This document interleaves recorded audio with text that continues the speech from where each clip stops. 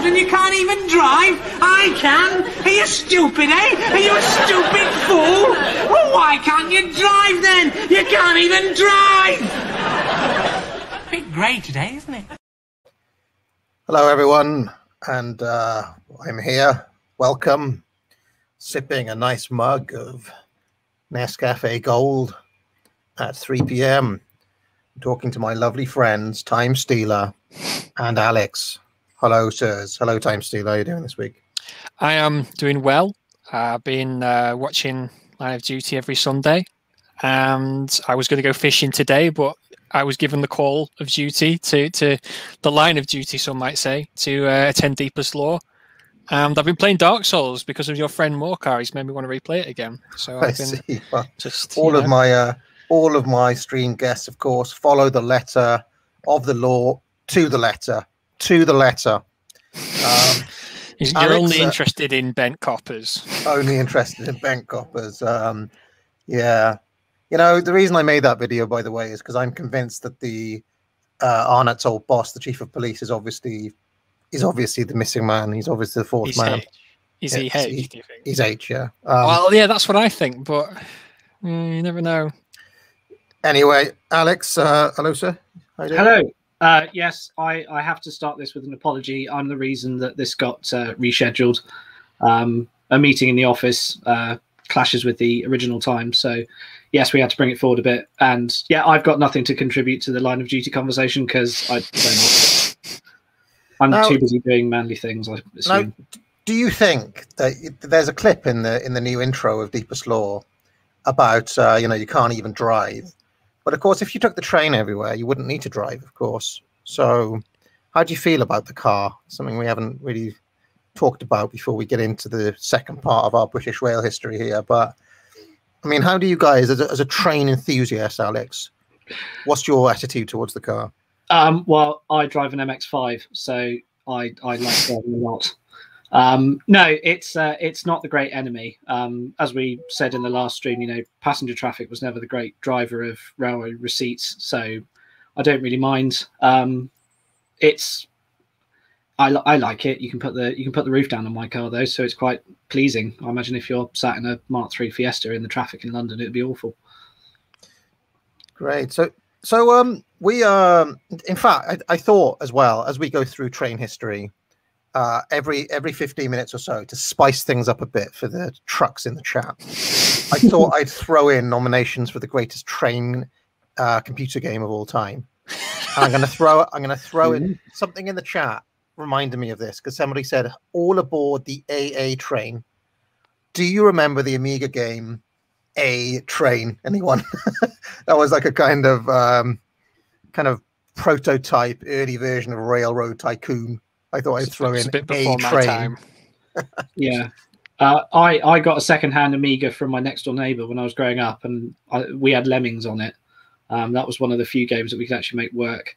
So, yes, Railroad Tycoon is Railroad Tycoon 2, actually, is my first proper railway game. I've got a few, I've got a Railway Empire. I haven't actually played it properly. Transport Tycoon. To be honest, I have to say I think pretty much all the railway-related games that exist are rubbish. They're not autistic enough for me. Like I want to be able to manage, I don't know, the Furness Railway circa 1905, and there's no game that's going to let you do that. It's all very Americanized. It's all very shallow and surface level. There's nothing that really goes. We need like the Dwarf Fortress of railway management games, but it's never going to happen because what I really want, Time Stealer, is Thomas the Tank Manager. Yes, where it's you play as the Fat Controller and you have to if you put Gordon on shunting duty, he's going to revolt, and you have to kind of try to keep him happy by. Well, was it 2 weeks ago, Railway Empire was in the Xbox Live Store on offer, so I bought it and I've been playing it basically non-stop for a week. Is it any good? It is really, really good. For the pedantic lot amongst us, particularly, you can only ever lay one track at a time. So you can't automatically lay double track, and you have to then set up the box signaling system with specific directions, so that if you end up with a double track, they'll just treat it as two singles. So you've actually got to tell them that the right-hand track goes one way and the left-hand track goes the other. And then if you get points, then you've got to reset it up. And if you go into a big junction and things like that, and you can set up a proper signaling system. Because, yeah, if you cock it up, you just tie yourself in knots and all your trains refuse to go anywhere. Everybody take your sip of weak lemon drink now. All right. Shall we get back? I've actually got my weak apple and elderflower drink because I'm a hipster like that. Reject lemon, embrace elderflower. Shall we? So I'm sitting. I've got a copy of my B.R. Mitchell Economic Development of the British Coal Industry, 1800 to 1904, in my hands right now. Good luck if you want to get your own copy of that book, by the way. But where we left the story was we were in and around the 1910s, just before World War One, weren't we? So do you want to pick up the thread of British rail history from, early Edwardian era?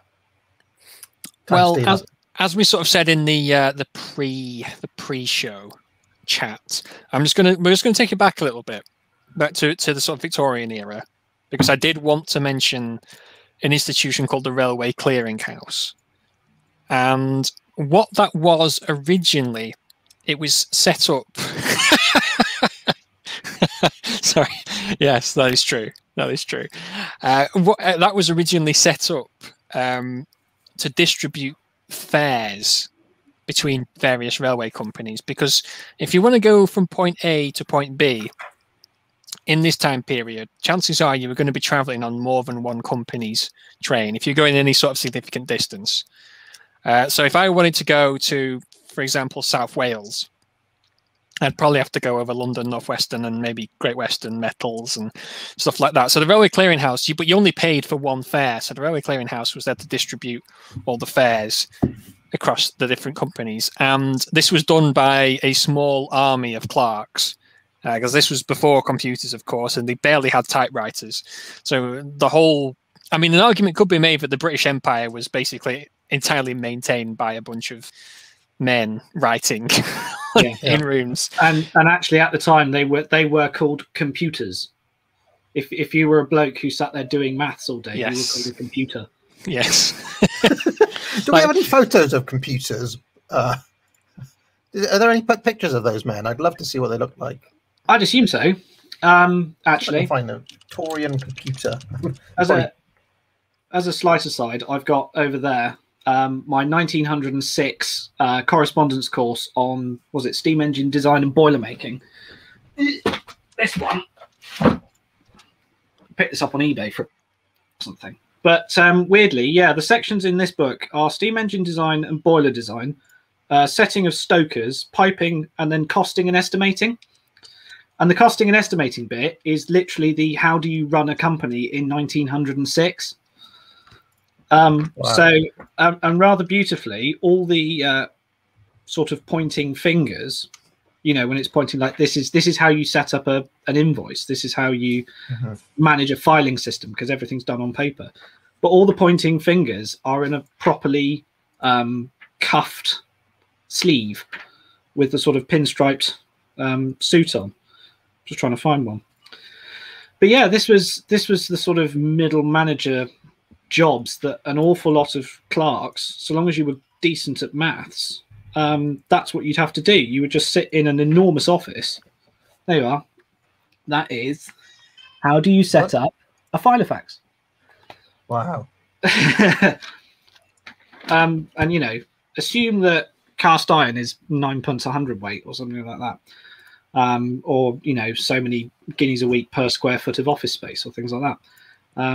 It's a fascinating look into the mundanity of running a business back then, And so much of the stuff that we do with Excel now all had to be done by a bloke.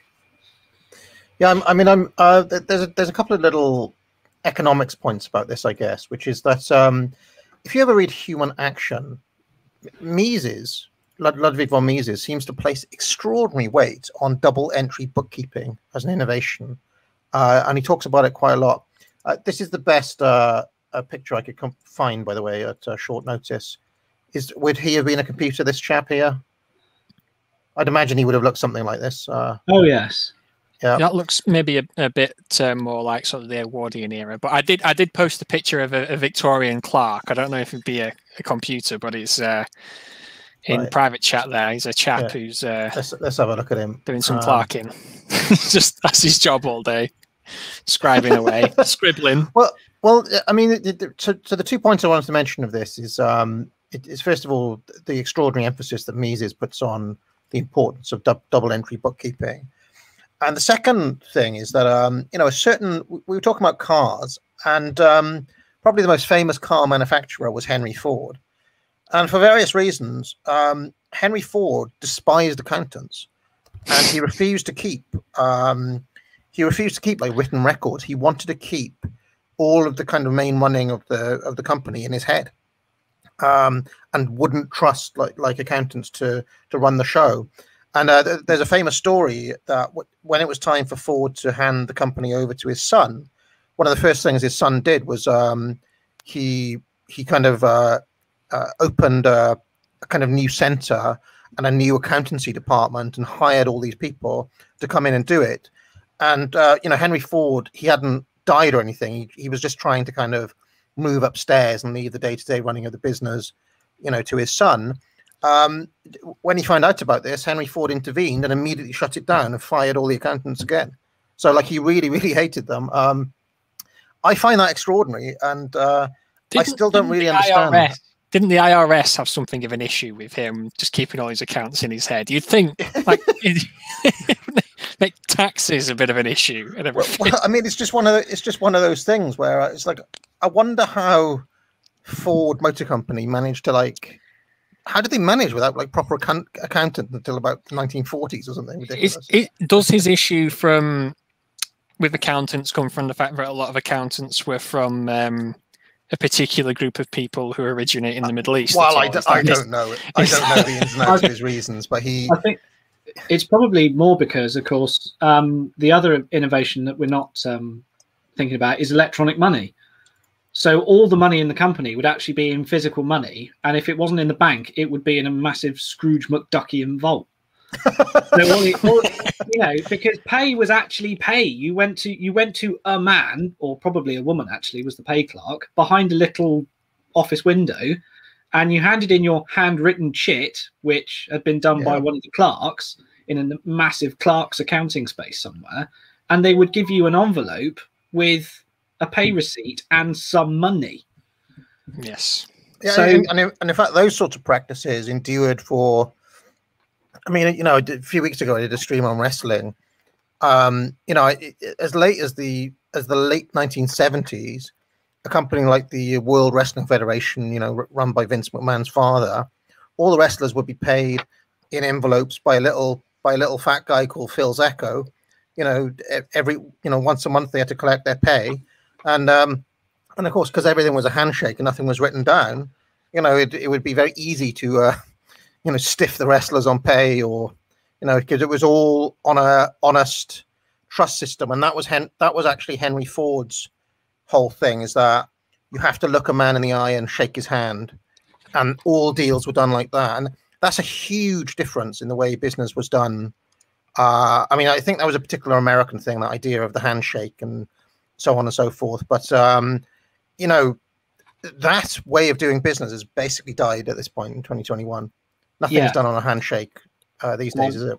I remember my dad getting paid in cash in an envelope, probably up until about the early 2000s. He was a bricklayer, and so the building trade is always the most behind of when it comes to this sort of stuff, though. To be fair, but I know certainly the Navy were doing it up to certainly into the 80s, where you get your pay packet. I think it was every other week. I imagine Mum's going to shout it from up downstairs. Mm-hmm. But you would literally, everybody would go out on parade, and the pay clerk would sit there at a desk, and you'd go up when your name was called and be handed your pay packet.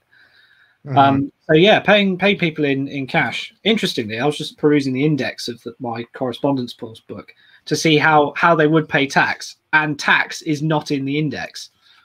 So the sort of fever dream of the Austrian school out there, there is no mention of how you calculate tax, because you just don't.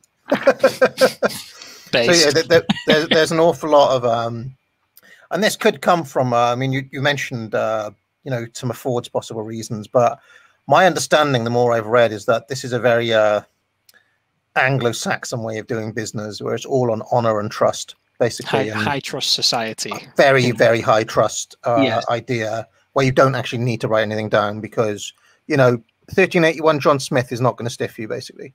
No, because he lives in the village, and you know exactly where he lives. Yeah. Anyway, let us get on to what's going on in the world of trains. Yeah, I'll just finish up, because I was talking about the RCH. The reason why I brought it up, even though the Clark thing is interesting, was because all of these companies signed up to it voluntarily, and not just the railway companies, but the builders of the locomotives and the wagons, and they all mutually agreed to what we would now call health and safety standards, and also standardization of things like how wagons were to be constructed and brake systems and whatnot. And yeah, it helped save lives, and it helped. I mean, particularly shunters tended to lose limbs and stuff because of the brakes, and so they helped make a lot of that safer. But it wasn't really much to do with. I mean, there might have been a bit of government pressure, but it was all ultimately companies working amongst themselves to, standardize, but also for the good of their workers, and to try and make things safe for the people who work for them. I mean, so nowadays, obviously, this would all be legally mandated and government mandated, etc., etc. But you don't have to do. Companies will figure things out themselves. If you just take a hands-off approach, they will do. Yeah, because of course there's a profit incentive to come up with the best system. So if I may do a true apostolic majesty thing and just say let's just go out a bit and set the scene. So apocalyptic Marjorie. Yeah, or a plastic wallet mainstay. A pastalyptic lipstick. Yeah, or whatever it is. When you get to 1910, the railway scene is very much settled down, and there are certain big companies that have sort of carved out empires for themselves. But there's actually somewhere between 120 and 178 independent railway companies in the country. So the job of the Railway Clearinghouse is absolutely, you pay one ticket, but then the receipt for the ticket goes to Euston, I think wasn't it? It was their headquarters. And they would inspect it and then break down the cost depending on which route you took, because each town has 2 or 3 different railway stations. So you've got to go specifically from that one to that one to that one to that one, and then break down the distance covered with regards to how much you paid for it, and then actually pay the companies. Yes. So it kind of blows a hole in this theory these days that there are too many railway companies and ticketing is all too complicated, because 120 years ago they were all doing it by hand and it seemed to work fine. Yeah, they just had a bunch of blokes with quills and ink pots, and they managed all right, didn't they? So, and so really the big players before World War One, obviously, and firstly is the Great Western Railway. Again, being the exception to the rule, the Great Western Railway has actually gone through something of a grouping of its own in about 1870 odd, I think, about 1876, where all the broad gauge companies bandy together and conglomerate into a greater Great Western Railway to defend their ultimately doomed cause for the preservation of the broad gauge against Stephenson's cart gauge. So the Great Western Railway is there's all sorts, particularly down here in Devon, where you've got lots of independent little, but they're all broad gauge railways. So the Plymouth and Devonport and the South Devon Railway, which is the one that goes through Dawlish, and the Bristol and Exeter, and all those sorts of things. They all bandy together and just become the Great Western Railway. The they're mostly doing out of Paddington, Bristol, South Wales, and then down into the West Country. Their main competitors, depending on which way you went, because they all competed with each other, and it's really fascinating to watch how they try and undercut each other. So in Wales, their main competitor is the London North Western Railway, because purely by the geography of South Wales, you've got the valleys running north-south, and essentially you can either go along the bottom and up or along the top and down. And so the London North Western Railway comes in through mid Wales and then drops down into places like Cardiff and Swansea. And rather wonderfully, W.H. Smith's is around at this time. W.H. Smith's was a penny bookstore on railway platforms going way, way back. And they used to send their newspapers and new releases via Great Western Railway into Cardiff and Swansea. But the pace of the trains was so slow, they actually said, well, if we go by the London North Western Railway, even though they go all the way up to Birmingham and then back down again, they can actually get them there quicker than if we send it by you guys direct. And so begrudgingly, the Great Western Railway actually increased its speed and shortened its timetables so that people could get their newspapers faster. You sort of cycle round. You've got the great rivalry then between the London North Western Railway and the Midland Railway. The Midland Railway famously builds St Pancras Station and the Midland Hotel. They've got a line up to Carlisle, I think is the northernmost point. But they take a sort of bit of a windy route, touch Birmingham, but then back out again, Rugby way. And then they do the Setland Carlisle to get up to Carlisle. This is a duplicate West Coast Main Line, really. And they fight it out. They hate each other. It's amazing. The London North Western Railway is known as the largest stock company in the world and calls itself the Premier Line. Likes to build big, simple, elegant, lined black locomotives. And has quite a big say in the world of railways, just because it's so vast and it just goes everywhere. It's got tendrils out into mid Wales. It goes through the Midlands. It goes all the way up north. It gets across the Pennines into York and places like this. Slap bang over that territory, you've got the Lancashire and Yorkshire Railway, based who, as far as I'm aware, do their own thing. Yes. They don't pop up really. I think it's because they don't go to London. Yes, exactly. That's based. Who wants to go to London? Can I just ask a quick logistical question here? Mm-hmm. So, back in that time, okay, let's say I wanted to get from London to, I don't know, Glasgow, let's just say, okay? And you said, oh, you know, that company who ran the Premier Line didn't have a line into London, but it was the only train going to, I don't know, some of the towns, you know, in and around Glasgow, let's just say. Could you buy a ticket that went over multiple companies? Or would you have to buy separate tickets for each company? Or would the companies make deals with each other to... That was what the Railway Clearinghouse and their army of men with quills and inkpots was for, was that you bought one ticket at your starting point, and then the Railway Clearinghouse and your blokes with your quills, they made sure that the companies got their due, got their pound of flesh from that initial started fare. Otherwise, like you said, it made life easier for the customer, let's be honest. And otherwise, you would have been... I mean, there's cases where you might have had to travel on 3 different companies to get to your destination. So... yeah, it's easy to buy one ticket. Up the west coast, it's slightly easier because you get from you can either go from the northwestern from Euston up to Carlisle, or you can go Midland from St Pancras up to Carlisle as well. They've shared a station, which then made the politics quite interesting.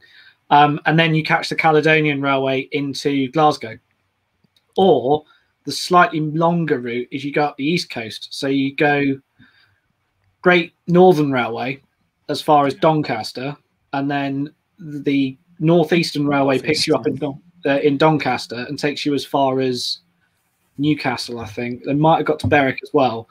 And then you get the North British Railway, and they will take you up to Edinburgh, and then into Glasgow.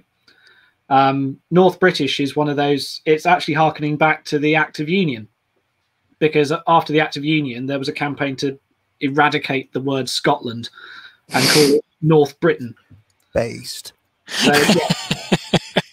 Eject Scotland. So yes, the North British Railway. They were in competition with the Caledonian and the Highland Railway as well. And then you've got the Glasgow and South Western, which is one that does its own thing. They mostly do boat trains, so they're the link down to the Anglo-Irish ferries across to Belfast. But yes, I like Lancashire and Yorkshire Railway because they didn't run to London. Unlike London and North Western, Lancashire and Yorkshire just run between Lancashire and Yorkshire because, you know, where else do you need to go, really? There's nowhere else worth visiting other than Lancashire and Yorkshire. So yeah, it's a bit the same with the North Eastern Railway, isn't it? Because the North Eastern is basically there to get coal out of the North East to Newcastle, where it can be put on ships. Yes. And it makes a fortune doing it.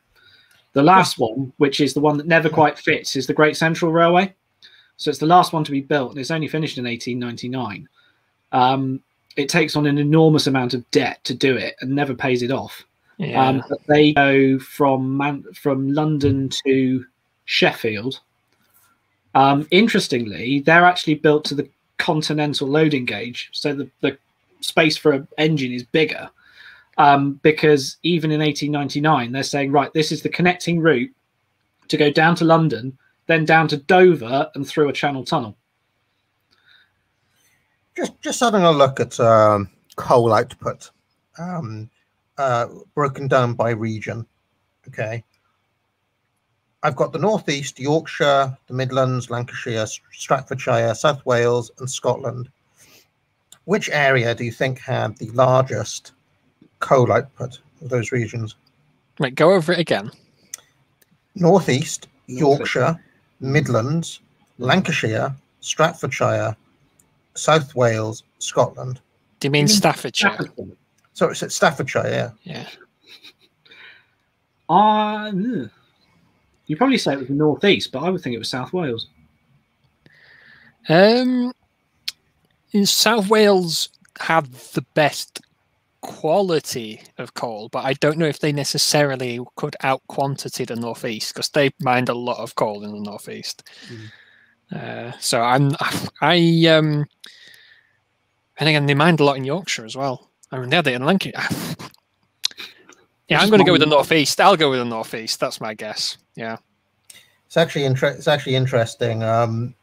It is the Northeast initially. So in the 1890s and the early 1900s, Northeast outproduces South Wales, but in 1909 or thereabouts, in that decade at least, South Wales overtakes Northeast for production, and then there's a sharp decline in the Northeast from 1914 onwards.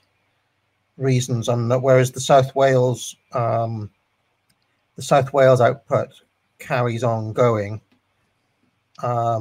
much more steady until the 1930s. Interestingly, you may be interested to know that okay, well, I'll ask you, what do you think was the absolute peak year for coal output for the UK? You know, there's a year where there is a peak output of production, and from that point onwards, it only ever goes. It goes up and down after that, but it never reaches those highs again. If you had to put a year on it, where would you guess? I'm trying to remember your economic history of Wales video. I think it's somewhere in the war, isn't it? Is it 1718, something like that? Let's have a look. Wait, are you? Is this for South Wales or for the entire country? No, for the whole of the UK. There's a moment where you get peak coal output, and from that moment on, it never reaches that high again.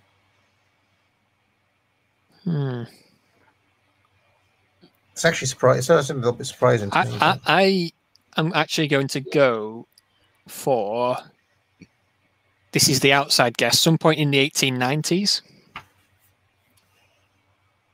No, the actual year of peak coal output is 1913. Really? 287.4 million tons, or sorry, million pounds in.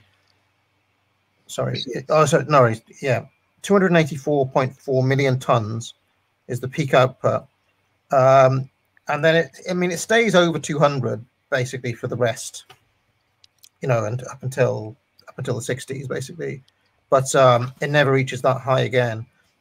And the reason I'm surprised at that is because I'd have thought coal output would be big during the World Wars, but apparently not. So. I wonder if that is because foreign exports get choked off. Because once you've got the this is particularly UK output, but yes, it could be a decline in the exports. Also, a lot of the best coal miners signed up and became sappers in World War One. Like all of the blokes who dug the tunnels underneath trenches and did all the mining and stuff, they were originally coal miners for the most part. I'll see if I can find export output. But anyway, I'm only mentioning this because it's kind of like the period that you guys are talking about now. Surely is the peak of the steam trains if it's the peak coal output as well. Yes, in a way, it's certainly the peak of the railways as a mover of goods and as I suppose a sort of societal philosophical construct. Really, you did everything by train. At this point, wagons, as in petrol wagons, are a sort of quirk, and cars are the plaything of the wealthy. Nobody's learned to drive is the big thing. The roads are rubbish, and nobody's learned to drive because you go everywhere by train.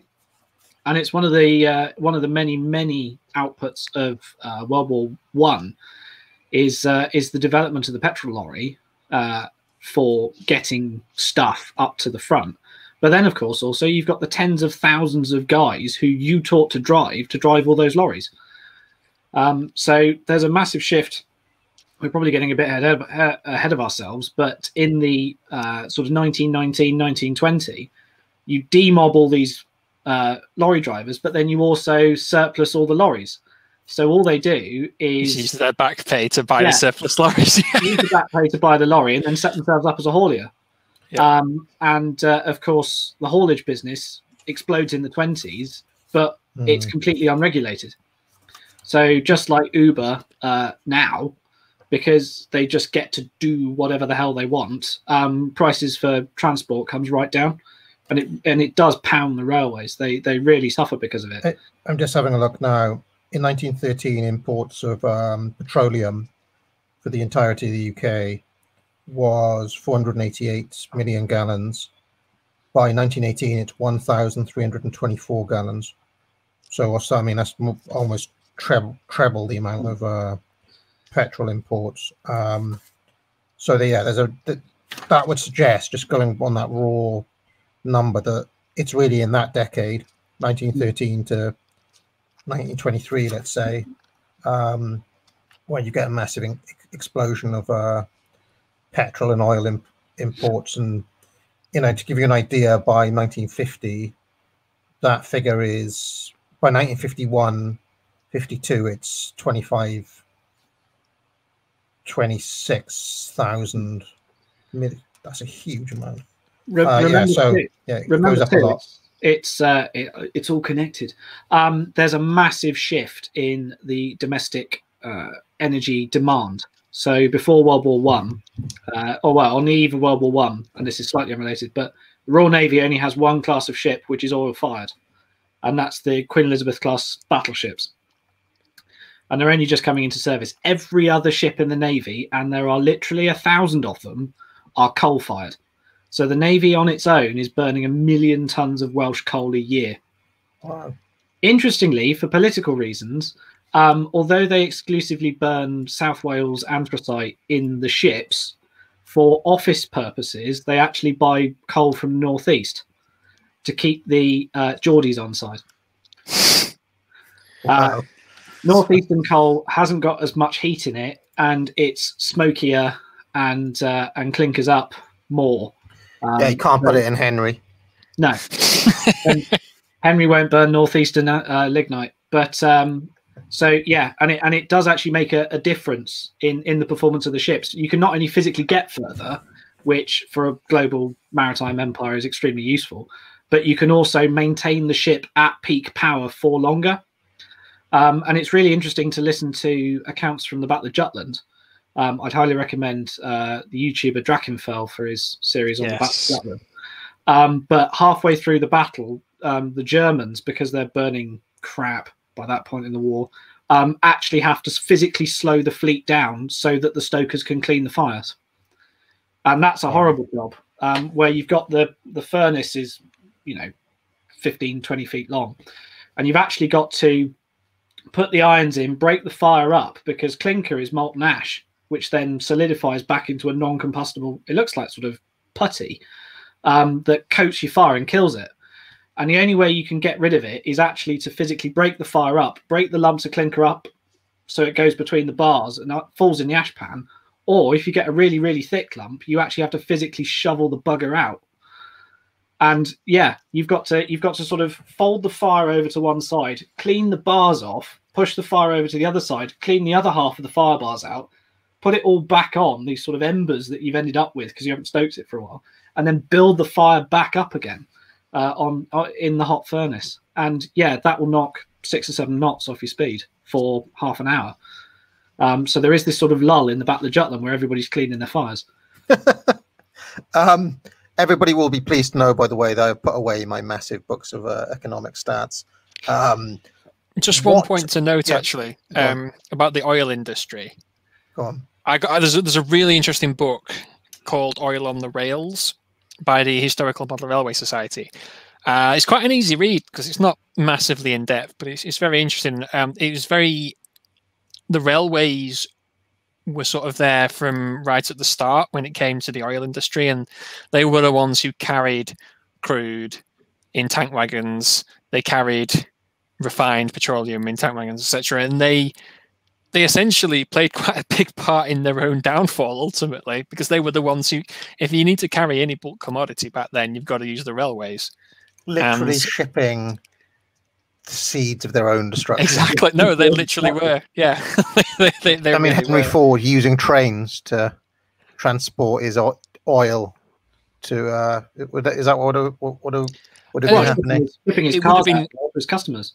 It would have been companies like, I'm going to name drop here, the Anglo-Persian Oil Company, for instance. That was very early source of oil. And if you go into, I've got a video somewhere called the a primer on the history of Iran or something like that, where I look at the extremely awful deals that the Persian Shahs cut with the British Empire. They're basically like, come in, refine our oil. We'll take a 4% cut or something. So they basically ended up and we'll sign like a 100-year lease or something ridiculous like that. So I often think that if your king is going to sign basically monopoly rights over to a foreign company and a foreign country, can you really complain later on when they don't want you to nationalize the oil? I kind of see it from both angles, but it's like, well, you did sell the rights. So but I'd imagine that Persian, because that's the pre-runner to BP, isn't it? The Anglo-Persian Oil Company. I believe so. Yes. It becomes BP later on. Yes. Yes. I'd be interested to know how much of the, I was reading those oil import, like how much of those oil imports was actually done by the Anglo-Persian Oil Company, because they must have been, they themselves must have fueled, the second half, like the tail end of the British Empire. Yeah. In terms of the oil, it's actually a really fascinating piece of imperial diplomacy, because it's why there's a shift in the attitude of the empire after World War One, and it suddenly becomes much more focused on the Middle East and much more interventionalist, because it's suddenly offshored its own energy supply. And it's actually, I've got a book on marine engineering printed in 1896, so before all this, and there's like half a page on this, and it's a little book on oil firing of steamships, and it sort of says, yeah, you can use it, but we've got a bajillion tons of coal resting under South Wales, so why the bloody hell we'd ever use it, I don't know. Yeah, and they do literally see it as, I'm all right, Jack. Oil is something that's strange and smells funny and is for foreigners. So we'll stick with coal, thanks very much. But then once they make the transition to oil, suddenly the Suez Canal becomes really important strategically, and suddenly keeping the Middle East on side becomes really important, and it becomes much more interventionalist, and that's what gets the heckles up of the natives, which then leads to us getting booted out. Yeah, and that was actually missing from our discussion of Disraeli, if you remember, who personally bought the Suez Canal, bizarrely, and then sold it back to the country, which I still find wild. But he couldn't have possibly known when he did that how strategically important the Middle East would become resource-wise from the oil. Absolutely. When he does that, the oil is. We should probably move on, because we're 40 minutes in and we've not even talked about World War One yet. Just before we get onto it, I've got one more question about this little period that we're talking about here, where essentially we're seeing, like, not the death of coal, but the start of the long decline of coal and the rise of oil. And we've talked about Henry Ford and the rise of the automobile as well. Why didn't you get? I mean, I have seen that Fred Dibner thing where he's kind of, riding that steamroller thing around. But why didn't you get the steam-powered car? Like, why couldn't you have that as an idea? Why were cars like immediately petrol? You did. Yeah. Basically, I'd encourage everybody to go watch Jay Leno's Garage on this, because he's got a couple of steam cars from all the major manufacturers, actually. So he's got the three. There were always Americans. The Americans were big into steam cars. There was three major manufacturers, which was Stanley Brothers Limited, White, and Doble. And really, the thing that kills off the steam car is not its lack of capability, it's demand. It's the infrastructure. So none of them do a Henry Ford. There is no mass manufactured steam car. The Stanley Brothers limit themselves to, I think, 3,000 cars a year. They're wonderful cars, actually. Particularly the early ones are wicked fast. One of them sets a land speed record for a car of 127 miles an hour in 1906 on what looked like overinflated bicycle wheels, which must have been terrifying in an upside-down canoe. The White company makes sewing machines, and they invent a really clever automatic steam car with a flash boiler and a compound engine and a proper transmission and a condenser. So it goes a long way. But because they're a sewing machine manufacturer, by 1910 they really get bored of making cars and just go back to making sewing machines. And then Doble, that's fascinating. Just didn't know any of this. Yeah, and Doble is an engineer and not a businessman. So he builds a fantastically capable steam car. The Doble steam car is just an amazing piece of machinery. Jay Leno's got two, which is amazing because there's only 36 were ever made. Because essentially he was doing the classic sort of engineer thing of always playing with the design. So he'd make one and then go, no, I don't like that. And then he'd make the number two in the series would then be slightly different. And then he'd go back to the drawing board and then make number three. He got into all sorts of dodgy financial practices where he was, people were paying him to make a car, and then he was using the money from that one to fund a research project on somebody else's car. So he wasn't actually using the money to build it. So that's a White. That's a fantastic one. The one that hasn't got a radiator on it is a standard. We've also learned that Jay Leno's into steam cars. You learn something every day. Massively.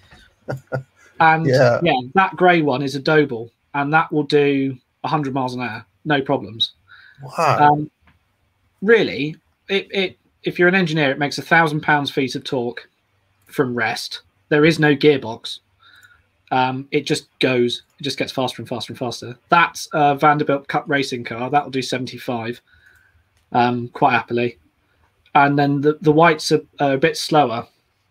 But yeah, there's another thing where the Stanley brothers soldier on into the 20s with it. But what they do is they take essentially their 1906 car and just keep adding things to it. So the first ones, the little 20-horse runabouts. I've got a friend who's got one. It's great fun, quite fast. But then they add a condenser to it, and then they add a proper body to it, and then they add a big roof to it, and then they make it a 6-seater, and so you've got this tiny engine unit which is slowly trying to drive a bigger and bigger car. So by the time you get to those ones, the sort of roadsters from the 20s, they can barely manage 35 miles an hour.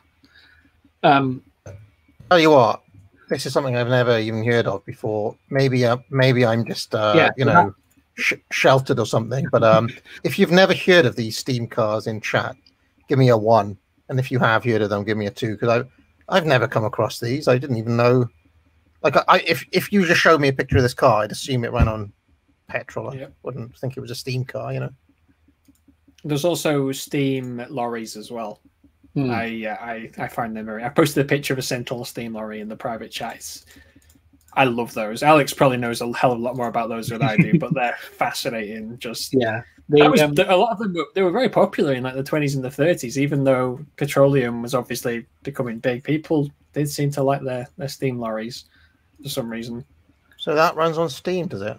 Yeah, that's an S4. So that's the late model.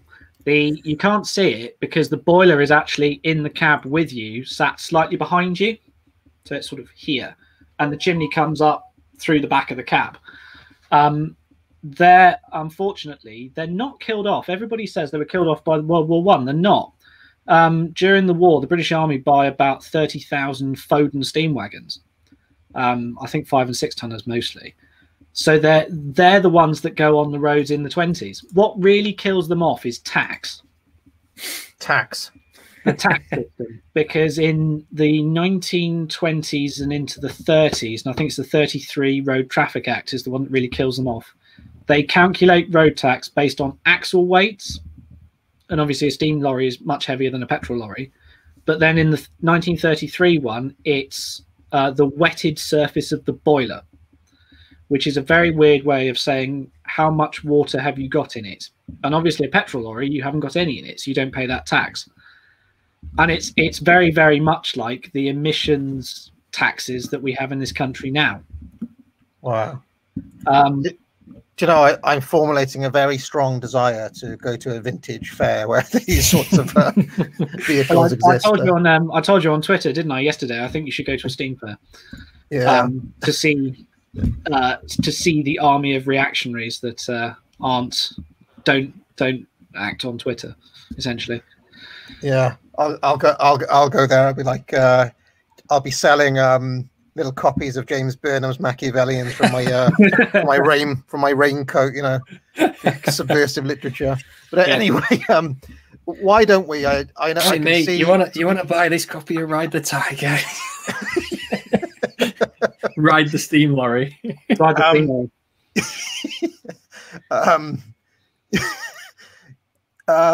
Time Stealer, I can see you getting tetchy that we're still stuck in like 1908 here. Bring us forward. Bring us to the First World War. I just want to, try and move us forward. Otherwise, we'll be here all day. We'll be on part 3 if we're not careful. So bring us forward. World War One. Everything goes wrong with World War One. It all goes back to World War One. It does. Literally everything. And we're not just talking about the railways. Literally everything always goes back to World War One. World War One. Because the war breaks out, and as we've already said, there's a lot of different companies, which worked fine. But when you're on a war footing, it did cause a few problems. And so the government likes to get involved. It requisitions locomotives. It overrides a lot of normal operational procedure and all that sort of stuff. And I can't remember if they pooled rolling stock during the war, if they started doing it after. I think they started doing it after. But They it all... Go on. They definitely did it in World War II. Yes, definitely did it in World War II. But in World War One, it's not so much the actual war itself. It's more the decisions taken by governments in the aftermath of the First World War, where they think, we can't be having this if another war breaks out. We need things to be more structured to help us in a time of war. It's not about what's good for the economy or what's going to help companies run best or be best for the public. It's about what is best if we ever go onto a full war footing again. Yeah, if I might put a slightly different emphasis on that, it's the French call it the winner's disease. Because Britain has a nasty habit of winning all the wars that we end up in, the state takes control of an industry to fight the war, wins the war, then believes it's because it took control of the industry. Therefore, state intervention in that industry must be a good thing. So, and you see this develop throughout the war. So, August 1914, the war is declared. Before that, however, obviously the government realizes that if it needs to mobilize troops from all over the country and get them to ports to be shipped somewhere, it needs the help of the railways, and it needs to, but it doesn't want to requisition anything because it still believes in property rights, unlike now. But it knows it needs the help of the railways, and it needs to know exactly where it can concentrate troops, exactly which ports it's going to use as ports of embarkation, and how quickly can the railways do it. And so His Majesty's Stationery Department, as it was actually called, issues a little blue book, which is essentially, in the event of war, turn to page 1. And the railways, to their full credit, not only, you got to remember that actually, the war's declared on a bank holiday. So everybody's gone to the seaside, and the national network is absolutely rammed with tourists, and all the British Army has essentially dispersed to its various summer camps to do exercises and go shooting and all the fun stuff they like to do. And somehow in 2.5 weeks, the railways get 88,000 men to Southampton with all their kit and all their munitions and get them across the channel. And by the time through that deployment, there are something like 80 special trains a day going into Southampton docks with everybody on it, with all the kit on it, getting it off the trains and getting the trains back out of Southampton docks. I think the total turnaround is something like 45 minutes a train. It's remarkable. And it's actually seen as one of the key reasons why we didn't lose in those first 6 weeks, because the railways have simply managed to concentrate that amount of manpower that quickly and get it across the channel. And once they get to France and they get from Southampton to Le Havre, get on the French trains, and they charge off up to Lille and then into Belgium to fight the action at Mons, which is the first British action of the war. They are fully there, fully ready to go. And if the railways had gone to bits then, there's no reason to assume that the Germans wouldn't have taken Paris. So have they ever made a film of that? Because that seems like something that would make a great movie to That's me. the ultimate AA film, isn't it? A man with his spreadsheets of special trains. Yeah, they made a blood film about Alan Turing, didn't they? Who was basically just a nerd, essentially. But I'm just saying, like, these are the sorts of little. I love that. Did you see that film, Dunkirk? Yes. The sheer effort of everybody getting all their little boats across the channel and so on. That was one of the best little bits of that. It's kind of a black pill movie in many ways, but that that community spirit of everybody getting across there, I actually reckon you can make an amazing film of the process you just described in the First World War there. Yeah, I'd very much recommend the old black and white film Dunkirk. The modern one I really don't like, actually, for two reasons. It's the scale and the accuracy, and I don't mean accuracy as in like somebody's got an American rifle or something like that. I mean, one of the reasons we got 350,000 men off that beach was because the weather was lovely, and for some reason, the channel's legendarily quite a rough bit of water, but it was mill pond flat for about a week. And the weather was beautiful so that the RAF could provide air coverage. And the other thing is, it's a really empty film because on that beach, and it's only about a 4-mile stretch of sand, there's 500,000 people. And the kit and everything's on fire. And so when you've got this shot of this vast expanse of nothingness with like 9 blokes stood in the middle of it, that's not what Dunkirk was. It was chaos. And it was everything happening all the time, everywhere. And actually, the old black and white film is much better at that than the new one. I might have to check out that old Dunkirk film because, I mean, surprisingly, Mrs. AA is probably more into like watching military movies and base stuff like that than I am. But I think she'd be into it. I still haven't seen that 1917 either. But anyway, right, we've got the role of the trains in getting men to Southampton.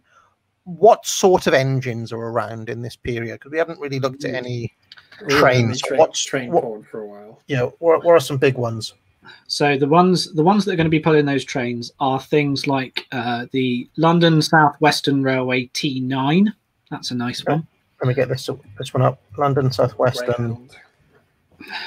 That's a T9. That's a nice engine. Yeah. Oh, okay. Oh, okay. Let me just pull this one up. Is that okay? Hold on. And actually, the picture next to it is the one that's preserved. Yes. This is the one that's preserved here. Am I right in thinking this is 080? Is that right? No. Oh, come on. You got it wrong. Well, but look, they're all the same size. No. No, they're not. The driving wheels are bigger than the ones on the bogie at the front. Right, let's have a look. Let's have a closer look. Hold on. I'll have a look at the preserved one. Here we go. Okay, I can see it now. Yeah, that's much. So we've got 2, 4, 0. Is that right? It's a bit mean because there's a cloud of steam. It's a 440. 440. Okay, there we go. Yeah. 440. Yeah, there we go. This rather beautifully picks up. This is what express engines looked like at the end of the Victorian era. And this is pulling the T9s are known as Greyhounds because they're there to pull the high-speed expresses out of Waterloo all the way down to Exeter, Exeter St Thomas. And these are the engines that will pull the high-speed expresses. You'll probably find that a lot of the London territorials will concentrate at Waterloo and they will go down the Portsmouth Direct Line all the way to Southampton. And they will be behind engines like this. You wouldn't pull them with a freight engine; they're not fast enough. And it's sort of almost the genesis of the fast freight idea as well, because war supplies were given; they were second only to food in terms of importance. And so, if it was a war train, you stopped everything for it. What other engines are around? You should type in GWR 2800, so 2800, because that actually goes back to what we're talking about, the Jellicoe specials, because these were the I'm not finding some type in 28XX. Oh, sorry, hold on. Oh, there you go. There you go. Okay. So, yeah, you know when we were saying about Jellicoe specials, where they would pull these long lines of coal wagons all the way from South Wales up to the north of Scotland? Well, this was the class that was doing a lot of that work. They round the clock, coal for the fleet. It's just round the clock constantly, and that's at the time that was pretty much the cutting edge of heavy freight haulage. One thing they did find out was that on most of those wagons they had grease axle boxes, and the grease axle boxes were just not up to traveling any sort of significant distance, which is part of the reason why they changed over to oil axle boxes, which were a lot better and tended not to get so hot they set on fire, which did happen a couple of times. So yeah, that's heavy haulage. Yeah, actually, during the war, once the Western Front is established, the sheer quantity of supplies that are required, the War Department sends up a signal to all the railway companies and says, "Can we please borrow some of your heavy freight locos to pull the supply trains from Le Havre and Calais and Dunkirk down to the Western Front? Can we have some 8-coupled freight engines so like these?" And the GWR turns around to the War Department and goes, "No." And their two excuses, and I kid you not, are: one, these engines are already pulling coal up to Scotland for the Royal Navy, so they are already employed on war work; and two, our engines are so much superior to everybody else's that you do not need 8-coupled engines. You can have some 6-coupled engines. And so they sent out a bunch of 4300 Moguls instead.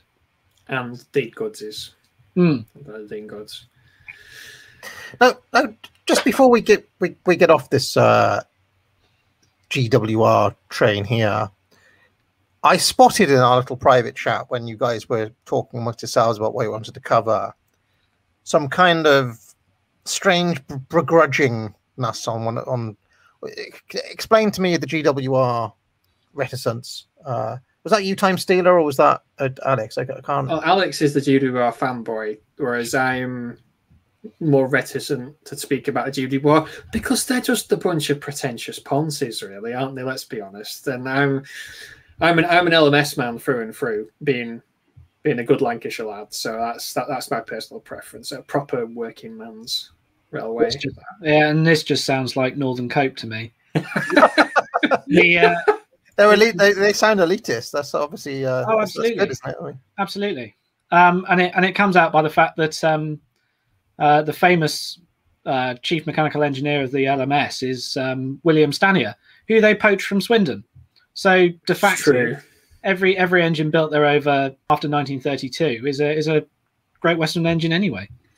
Put this into terms that I may understand in my kind of 80s Thatcherite brain. Okay, I always had this rule: there's always a Coke and there's always a Pepsi. You know, for example, Fords are the Coke and General Motors are the Pepsi. It's obvious. Nintendo are the Coke, Sega are the Pepsi. Everybody knows this. Like, once you get that game going, everybody knows. Is it fair to say that GWR are the Coke and LMS are the Pepsi? Yes. That's a massive oversimplification because there's actually 4 companies that we need to talk about. We're getting this does segue us to the next point, actually. Okay. I was going to say, who's of the 4, who's Happy Shopper Cola? Yeah, exactly. This is kind of what I need to point out here. So after the war, as we said, the government, they basically turned to the railway companies and told them they needed to get their shit together. And they basically told them, I'm not sure whether they were pushed or whether they were jumped, really, but all of these companies, many, over 100, as we said, they amalgamated into just 4. Now, there were some exceptions, like the narrow gauge railways and some of the light railways, but for the most part, they amalgamated into 4 companies. So you've got the GWR, the Great Western. Now, they existed prior to the grouping. They were the only company that was there prior, and they were so big prior to that they just absorbed some of the South Wales lines and kept the name GWR. So the second one was the London, Midland and Scottish Railway. LMS, LMS, their constituents, their main constituents were the London and North Western Railway, which we talked about before, the Midland Railway, the extremely based Lancashire and Yorkshire Railway, and a few smaller ones like the Furness Railway, a personal favourite of mine. So they're mostly in the northwest, the west coast of Scotland and the Midlands. And then you had the Southern Railway, which was geographically the smallest, I would imagine. They had like London and Brighton, South Coast, South East and Chatham, all that sort of stuff. They carried little freight, mostly passengers, as you'd expect running to the South Coast ports. And then you had the London North Eastern Railway, the LNER, and their constituents were companies like the North Eastern Railway, the Great Northern, the North British, the Great Eastern, etc. Great Central as well. LMER. LNER. And LNER. LNER, London North Eastern Railway. So this, you had this, I don't even know that sort of a quadrarchy, I suppose. I don't know if that's the technical name. Whereas it wasn't a cartel per se, but they essentially had a monopoly, more or less, on their own little regions and their areas. Unless you were traveling a very long distance, you really could only travel on the one line. But there were a few exceptions. So help me out here, right? So we've got Coke is the GWR, Pepsi is the LMS, Virgin Cola I put as the LNER, and then the Panda Pops is the Southern Railway. See, I'd say Southern Railway is Pepsi, LMS is Virgin Cola, and LNER is Panda Pops, because the LNER was the poorest railway out of the four. I was going to say, the LNER was always the poorest, so that's the Happy Shopper Cola. Yeah, that's the one that Mum buys in like massive bottles. I'd only say that we'd swap the LMS and the Southern just because the Southern was anti-steam and largely a passenger railway, so it doesn't count. Well, yeah, the Southern was also very big on modernisation, and so I suppose it does fit being Virgin Cola a bit better. They did love a bit of electrification and whatnot. Right, we've got it. Screen grab that, ladies and gentlemen. That is the official list. You can understand it in 1980s terms. All right. Yeah. Carry on. So it's really, as the war progresses, the government starts to get a taste for power. Funny old thing. Where it realizes that the railways are an enormous talent pool. They actually use the railways to build an enormous amount of equipment for them, because it's tens of thousands of trained fitter machinists. I think Crew Works knocks out like 5,000 shells a week on top of doing all the railway stuff that they're doing. The North Eastern Railway actually supplies a PALS battalion of trained railwaymen. And quite early on, the army realizes that instead of sticking these guys in the trenches to get shot at, what we'll do is we'll use them to build the railways behind our lines. So you end up with the railway battalion of the Royal Engineers. I think they're the 17th Northumberland Fusiliers originally. And they build all the track and maintain it. They also do things like maintaining barbed wire, because every time the Germans blow a hole in it, you've got to go and patch it back up with some new stuff. So there's all sorts of that, but it's the increasingly obvious train of government progression where they go from being large companies to being seen as national assets. So they are part of the national infrastructure. And yes, the rationalisation of the railways really comes about because the government is going from top down, seeing 178 companies who all run to roughly the same places, and goes, well, that doesn't make sense. And you go, well, of course it doesn't make sense because you didn't build it. And then they go, I know, let's have 4. This is a very, very familiar story as well, though, isn't it? Because this happened to the coal mines after World War I as well. Yeah, and it also happened to happened in other industries too. I want to say in telephone lines. There's a few other ones as well. Like that, they all get in the 1920s and 30s. There's this kind of halfway house where there's kind of government imposed consolidation, and then basically during and after the Second World War, they're just like, right, government will just have it. Then we'll have it all. They sort of pretend to allow natural competition, so it's a bit clever, but they should never have done it, where each company is competing somewhere with at least one other line. So down to the far southwest, down here, you've got the Southern and the GWR competing to get to Exeter and then on to Plymouth as fast as you can. Up the Midlands, you've got the border between the GWR and the LMS, so they're competing on the London-Birmingham route and actually up to as far as Liverpool. It's weird. Since we established that, I'm establishing brand loyalty to GWR because I always go for the Coke, the Nintendo, the number one, and not the Pepsi. To be fair, you're also from South Wales, which was deep GWR territory. So I'm feeling like I go on the GWR. I'm not going on that scummy Panda Pop line. Anyway, carry on. So you've got the LMS and the LNER are competing on the Anglo-Scottish expresses, but then they basically split down the Pennines. So it is really, each one has their own little fiefdom, and then they've got these little play areas of competition. So ultimately, the LMS and the LNER are competing to get to Aberdeen, but one goes up the left-hand side and one goes up the right-hand side. The LNER... It's much like what Thatcher did, really, if you think about it. Exactly like that. Yeah. And then the Southern is competing with the Great Western down to the southwest, but then the southeast is its domain. You then end up with some really weird quirks, where things like the London, Tilbury and South Coast Railway, or London and Tilbury Railway, which runs basically along the Thames estuary, deep in the heart of LNER country, is run by the LMS. Because it has an operating agreement with the Midland line, and when the Midland gets absorbed into the LMS, they pick that one up. And the Somerset and Dorset Railway, which is sort of this fabled railway that sadly got deleted, ends up being run by the LMS and the Southern deep through GWR territory, because it runs from Bristol Bath Road to Weymouth. Right through the centre of GWR. Then they have all sorts of weird things. So the Somerset and Dorset's a classic one where the Southern ends up managing sort of the rolling stock and the platform and the stations, and then the LMS provides the motive power, and you end up with this weird halfway house. But really, it knocks them all for six, because they've come out of the war. They're not in a bad shape actually after World War One. They're a bit rough around the edges, and they're a bit down on manpower, and they've been told not to maintain themselves quite as well. But then they're not in bad nick. But the internal power struggles start to happen almost immediately, and particularly in the LMS. On the East Coast, they're all the previous companies were all quite nicely defined. So you've got the Great Northern going up to Doncaster. You've got the Great Eastern Railway in East Anglia doing its own thing. So they're no trouble. You've got the Great Northern Railway, then you've got the North Eastern, then you've got the North British.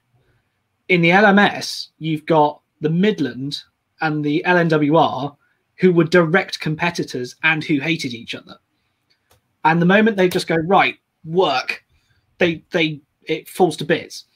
And there's something in the LMS called the power crisis in the early 20s, because essentially what they do is just divvy up posts on seniority bases, and it ends up that the Midland dominates the rolling stock department and the trains, and are keeping to demand it's the other way around. The LNWR ends up in charge of the traffic, and they have what's called a big engine policy, where they run big heavy trains with big heavy engines, and the Midland has this little and often approach, which is they run small trains very, very quickly. They're like doing double heading as well if they had to. I'll always mention this. When I worked in Summerfield Bakery when I was a teenager, they always said bake little and often. That was their policy as well. And of course, I, being the young scamp I was, would bake a shitload once and then just chill out for the rest of my shift. But anyway, carry on. Yeah. So what happens in the LMS is it almost seems like it's out of spite, from what I've been reading, where the Midland locomotive department simply deem that all the LNWR stuff should go. And they go through and just scrap a whole load of Northwestern Railway engines. It seems like it's out of spite because they just don't like them. The big engines get scrapped, did you say? Sorry? The big engines are the ones who get scrapped? Yes. But then they're suddenly trying to run big trains with little engines. Right. And it just doesn't work. They get rid of all the Gordons and then they're trying to pull them all with James, essentially. Yeah. Here, the true tragedy, being an LMS man, the true tragedy is that London, North Western and Midland, they were the two biggest. The Lancashire and Yorkshire Railway, my personal favourite of the pre-grouping, was the third biggest. they were also probably the most technologically advanced compared to the other two in terms of their rolling stock and their locomotives. But because they were somewhat smaller and they'd actually merged with London North Western a few years earlier, they didn't have as much influence. Although the first LMS mechanical engineer was actually an L&Y man. Yeah, it was Lemon, wasn't it? No, it was George Hughes. Oh, I think Hughes was technically, but he left quite soon afterwards. And then Fowler, the Midland man, took over, and we ended up with the Midland. The Midland dominated everything because they seemed to get all their men into the best positions of power. Yeah, and the small engine policy was a disaster, and it was only until Stanier turned up and basically sorted everything out with his massive balls, and the problem was solved. But yeah, for about 10 years, the LMS was just a bit naff, really, because there was just this massive power struggle within this artificially created organization. But it was essentially an NGO. It's not really a private. It is a private company, but it's more. It is an NGO in a lot of ways, really. These organisations, because they're not natural entities; they've all been forced together. I've got two comments here. My first comment is more of a question to Alex. Mm-hmm. I saw you were handed a mug. I have to ask you: is that Nescafe Gold or some other liquid? No, it's 4 o'clock, so it's tea. A brand? Tetley's. Tetley's. That's Okay. all right. So nothing wrong with that.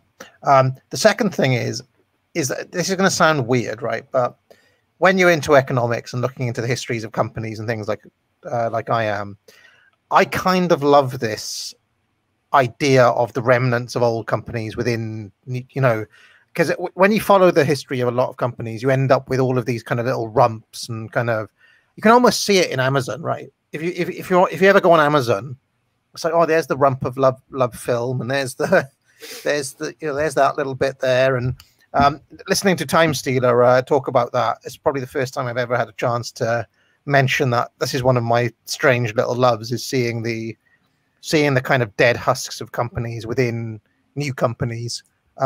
This actually happened again after nationalisation, but that's a bit of a ways off until we get to that point. But the exact same thing that you're describing was repeated after 1948, but we're not quite there yet. I mean, to tie in with the wrestling, by the time WCW is part of AOL Time Warner, it's just like seeing like the ancient husk of the old Jim Crockett promotions somewhere buried in there is kind of lovely. I mean, you see it in many other fields as well. But anyway, let's carry on. So where are we now in the timeline, would you say? We're deep in the 20s, I think, now. We're in the 20s. I do want to just skip back slightly to the grouping, because this gives me a chance to insert another little thing I wanted to talk about. There was so the smallest constituent of the LMS in 1923 was a railway called the Garstangen Knott End Railway, which was a local line to myself. And it was a very good example of there was a lot of milkman pilling going on in the 19th century with railways, because a lot of these railways to these more rural areas were basically built by local notables, you might say. All the shareholders were Colonel so-and-so who lived down this road, or, the sort of a baron, a local baron, or a local member, Sir William so-and-so, and maybe a larger farmer, or someone who owned the local quarry. And what they would all do is they would all get together and raise funds and shares and form these companies to build these lines, to connect them up to, in the case of the Garstangen Knott End Railway, they connected themselves up to the London North Western Railway, north of Preston. And they barely ever made any money. They were really there.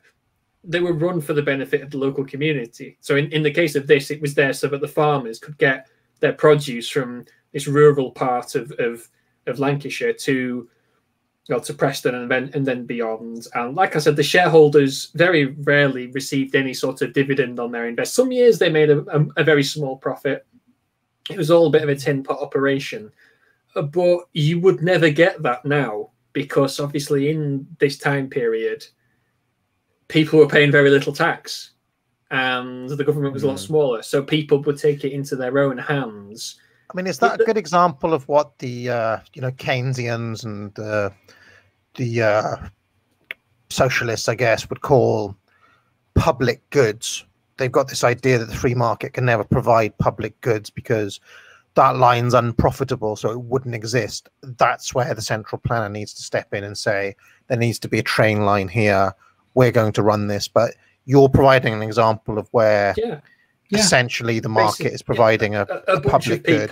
I know in the case of Garstang and Northern Railway, there literally was like a bloke who was a major or a retired colonel and all this sort of stuff, and they would get together because they all knew each other. They all drank down the pub, or they all had their own social circle. Essentially, we're talking about a lot of them were natural elites. Essentially, I mean, the fat controller, really. I mean, I wonder how much profit he actually makes. He's probably running a public good right there. In a way, they would all get together and say, "Look, we need a railway," because the roads, as Alex pointed out, the roads were naff. The roads were terrible.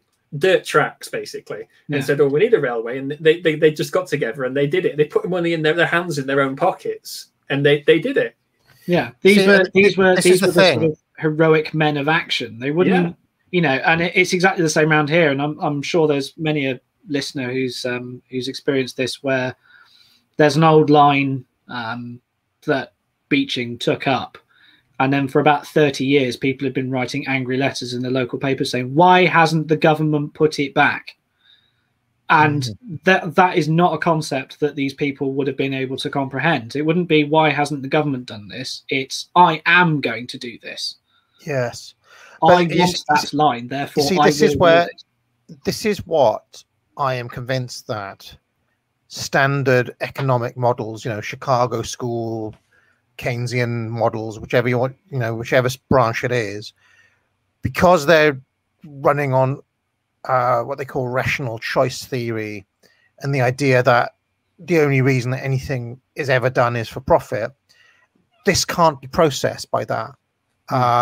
What you guys are talking about is just like, well, we need a rail line, we're going to do it, and it's on heroic will. Well, heroic will can't be modeled, essentially. No. I know this is like, this is the sort of the meme, isn't it? When people say to libertarians, and I know we've been on a bit of a downer on libertarianism on this channel recently, but people say to them, well, who will build the roads? Well, these lads didn't just build a road, they built railways like all over the place. Like it wasn't because nowadays they'd be paying 55% income tax plus national insurance contributions. They're not going to dig into their own pocket to build a railway for the local community now, partly because they didn't have skin. They don't have skin in the game now, but even if they had skin in the game, they're not going to, because the tax rate is so massively high. Why should they? Why should they take responsibility for their own area? But also, when the idea is there that the government's going to do it, well, why should? I mean, I'm definitely not going to set up my own hospital now, because it's the NHS does it, so it's not even going to occur to people to do it in the first place. And probably even if they wanted to, the planning permission and all of the hoops and all the paperwork you'd have to fill out would it probably take you about a decade to get a rail line up and running, even if they'd let you to. Yeah, exactly. Yeah, and of course you got to you've not only got to pass the Act of Parliament to do the compulsory purchase, you've then got to go through the reams and reams and reams of rubbish that the Office of Road and Rail put out, and you've got to get permission off the Department for Transport, and it just goes on and on and on and on and on. That's not to say that the establishment of the railways was some sort of ANCAP paradise. Famously, the Liverpool and Manchester Railway, the first intercity railway, its first attempt to go through Parliament was chucked out. The Great Northern Railway, actually, which is back in the 1840s, 1850s, it takes an enormously long time to go through Parliament and cost them £430,000 in legal fees, partly because George Hudson is the MP for York, and he's also a key. He's the railway king. So this upstart is proposing a line that would compete with his own lines that eventually became the North Eastern Railway. So he chucks roadblocks in, wherever they can. Also, the problem I'm seeing so many parallels with the coal industry, because that's the one I've deep dived on, and you get that same issue again. It's like, well, the MP also owns the coal mine. It's like, Yeah. all right. There is You know? one little weird thing that I've noticed in my readings of these sort of things, and Alex will probably know what I mean here. When you read about the history of these lines, particularly the smaller lines, but I would assume it happened to the bigger lines as well, the government did send someone to inspect the line when it was constructed, just to make sure they'd done a proper job. And when you look, it's always the line was inspected by Colonel so-and-so or Major so-and-so, i.e. men who were Royal Engineers. That won't happen now, obviously. Now it would be some midwit with a clipboard, just blah, blah, blah, blah, blah. Yeah. But back then, there was this sort of... They sent men who obviously knew what they were doing and who had a different status within... Can you imagine how base the 1928 Major sent to... He would have been incredibly based. Could you imagine the character of that man? He would have been incredible. Immensely, yeah. Yeah, but then of course he was actually a man who'd done it, because being in the Royal Engineers, if he was a veteran of World War One, which almost inevitably he would have, you know, the millions of tons of earth he would have moved to create gun emplacements and trench systems and lay lines to, you know, cart around ammunition and fostering hospital trains and all this, and building barracks and rest areas and things like that. He knows how it's done. He you know, and he will be able to stand on a building site and go, yeah, it looks all right.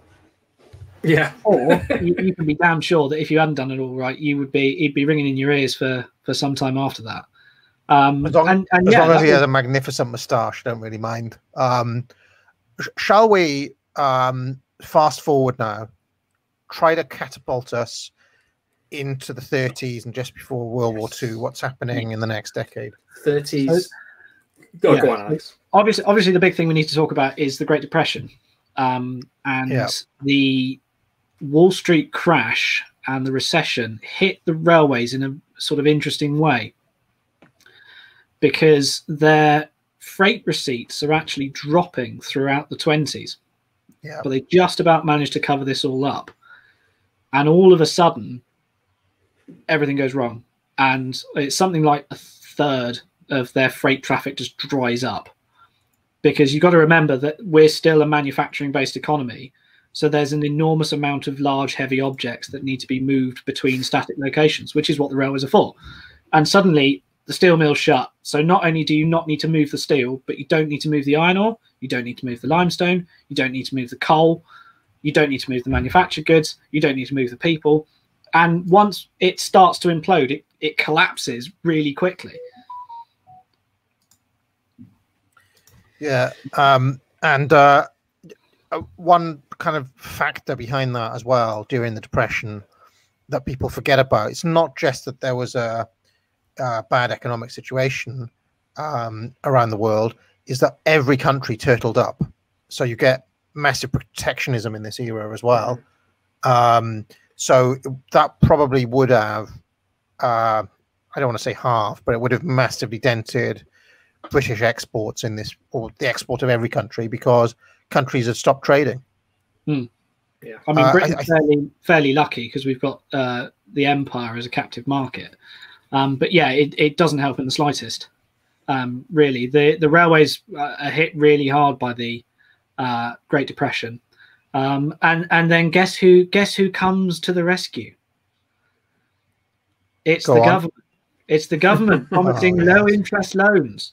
Oh yeah, fantastic. Yes, and they do what's called scrap and build, which is, it sounds like proto-Keynesianism, really.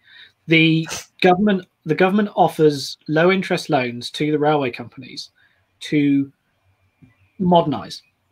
And it goes back to what you say about the husks of companies within companies, particularly on the LMS, which is so heterogeneous. It's not only the engines that are different between the old companies, the signals are different, the track work's different, the chairs are different, the stations are all different. So there's an enormous amount of standardization work that just doesn't get done through the 20s. And the government, of course, just goes, well, here you are, I'll chuck you a few bob, add it to the national debt, and you can scrap and build. you can build, you can replace these perfectly workable, usable signal boxes with new standardized signal boxes. Ones, yeah. Yeah. The ones who do quite well out of this actually are the Great Western Railway, because having got rid of the broad gauge in 1892, a lot of those first gen standardized standard gauge engines are reaching the end of their natural life anyway. So it lasts about 30-40 years, and then you need to replace them. So there's a big glut of engines that are reaching the end of their natural for the Great Western Railway. So they take it on the chin and go, yeah, brilliant, love it. That's where their Swindon standardization plan comes in really rather usefully, because all their engines are built out of standard bits. And they start getting quite inventive with the words like rebuild. And there are some... The eternal Duke dog. Yeah. Where they charge the government for building a full new engine, and basically the only thing they've done is change the boilers. Of course. I mean, incentives. Absolutely. Yeah, this is the Keynesianism all over. The GWR essentially combine the boiler of one old locomotive and the frames of another old locomotive and call it a new locomotive, basically. And say, look, we've got a new one. It's just that's another one you can bring up. Yeah, it's called the Duke Dog. The Duke Dog, yeah, that's my personal favourite. I wonder how much they spent on signage. You know, if they all had to standardize, that means all the signs of all the stations would have had to be redone to all look the same, I'd imagine. So yeah, that was probably a few million. It rather coincides with the sort of Art Deco movement as well, of course. So the railways want to come out of the Depression looking revitalized and modern, and they go through a massive process of modernization. Really, not in operating practices, unfortunately. It's very surface level, which comes back to bite them eventually. It's a rebrand. It's like when the BBC spent all that money. Do you remember when the BBC was slanted and it then straightened? Do you remember when that happened? I mean, and it cost like millions and millions of license fee payer money, and all they did was straighten the. I mean, so there's, a lot of normies or people who only have a sort of shallow lore understanding. They don't have a deep lore understanding. They have the shallow lore understanding. Think the 30s was the high period of railways in this country. That's sort of like the boomer truth regime in a weird way, because as we discussed last stream, the Edwardian period prior to World War I was the true high period in terms of comfort, style, mechanical progress, all that kind of stuff. The 30s, it was all spin. The railway companies, the big four, became absolute masters of spin. Like I once read someone say that Flying Scotsman was the most famous engine in the world because the LNER wanted it to be the most famous engine in the world. Yeah, and it's all spin. Which is why I call it the most overrated engine on earth. It is the most overrated engine on earth. It's so much of it is just spin and hype. Gordon definitely agrees with that. Well, he's a Doncaster engine, and so he's Flying Scotsman's his brother. I know he doesn't rate him when he comes in. He doesn't like know because he's got, and Henry don't like him because he's got two tenders. It's no accident. You know, why is it that when we think of the 30s now, you instantly think of the railway posters? Yes. And you instantly think of an Agatha Christie novel, you know, where there's a murder on a train, or Poirot's going somewhere by train. You know, why is it that aesthetic appeals to us? And it was the railway companies were absolute masters, and they really are the beginning of the modern British advertising industry. Yep. Because they have to start making money essentially.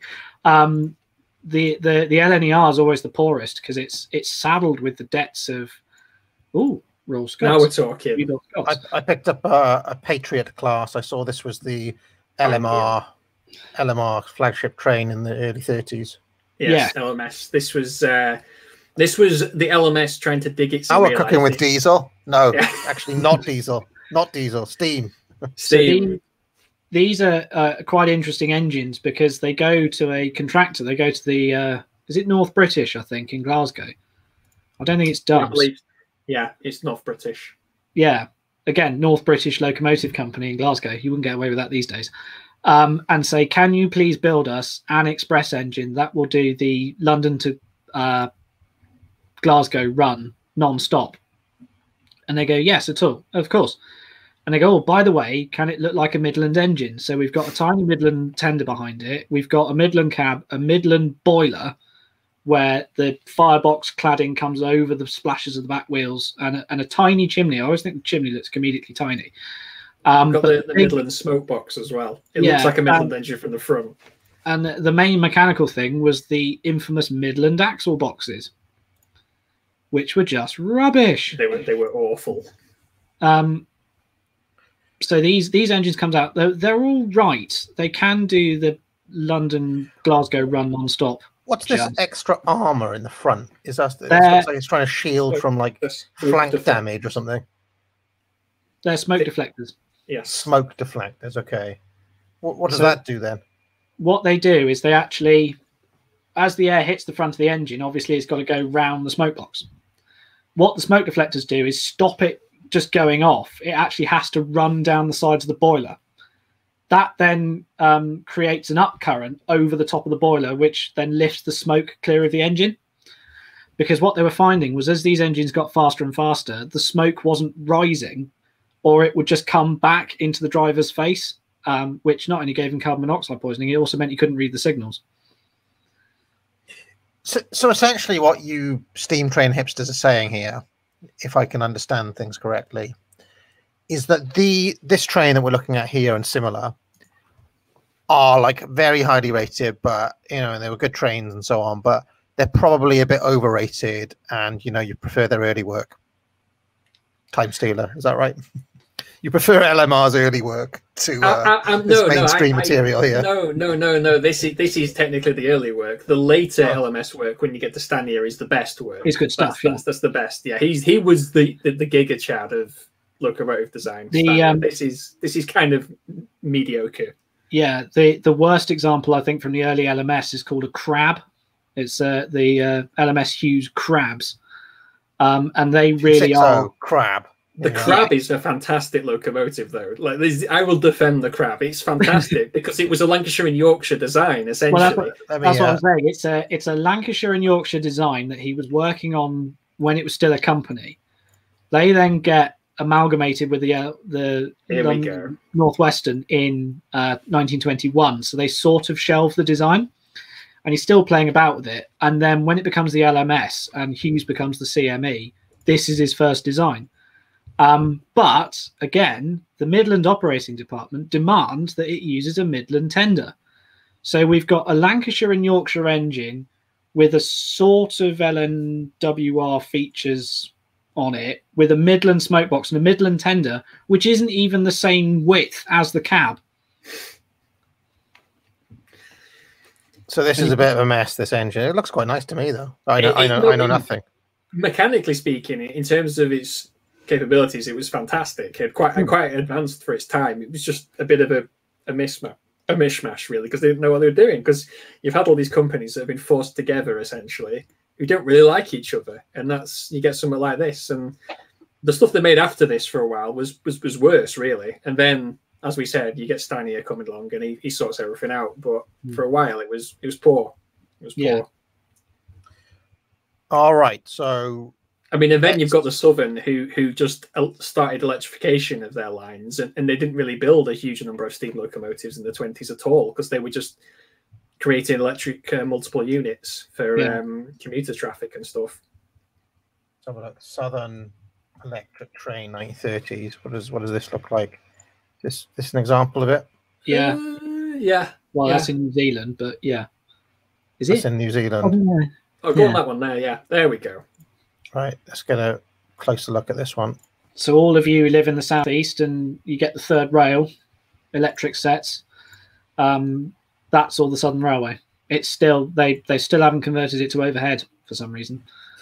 I mean, I've seen the state on the Southwest trains today, and they pretty much look like this now. Yeah. Yeah. They modernised early down there, but then after that, they didn't really do much for another 50 years. I mean, this is not aesthetically pleasing in the same way that the steam trains are, I'm afraid. No, it's very much a transport unit. You can see the utilitarian thinking in it. Yes. Horrible. No no thought given to beauty in this. So just before we really get into the 30s and we have a look at a few more designs, there is something else I want to point out, which was another example of very bizarre post-World War II government interference. I'll try and be quick. Post-World War One. Post-World War One, sorry. Yeah. So it technically began in 1913 and sort of was increased in 1916 and 17 and 18. And then, funnily enough, it didn't stop after the war. They just sort of carried on. And that's funny how that works, isn't it? All the emergency measures. And what they did was they had something called the Common User Agreement for freight rolling stock. Now, anyone who knows anything about me will know that I am partial to a bit of freight rolling stock. And basically, the way I'm trying to think of a way to explain it because it's very hard to describe.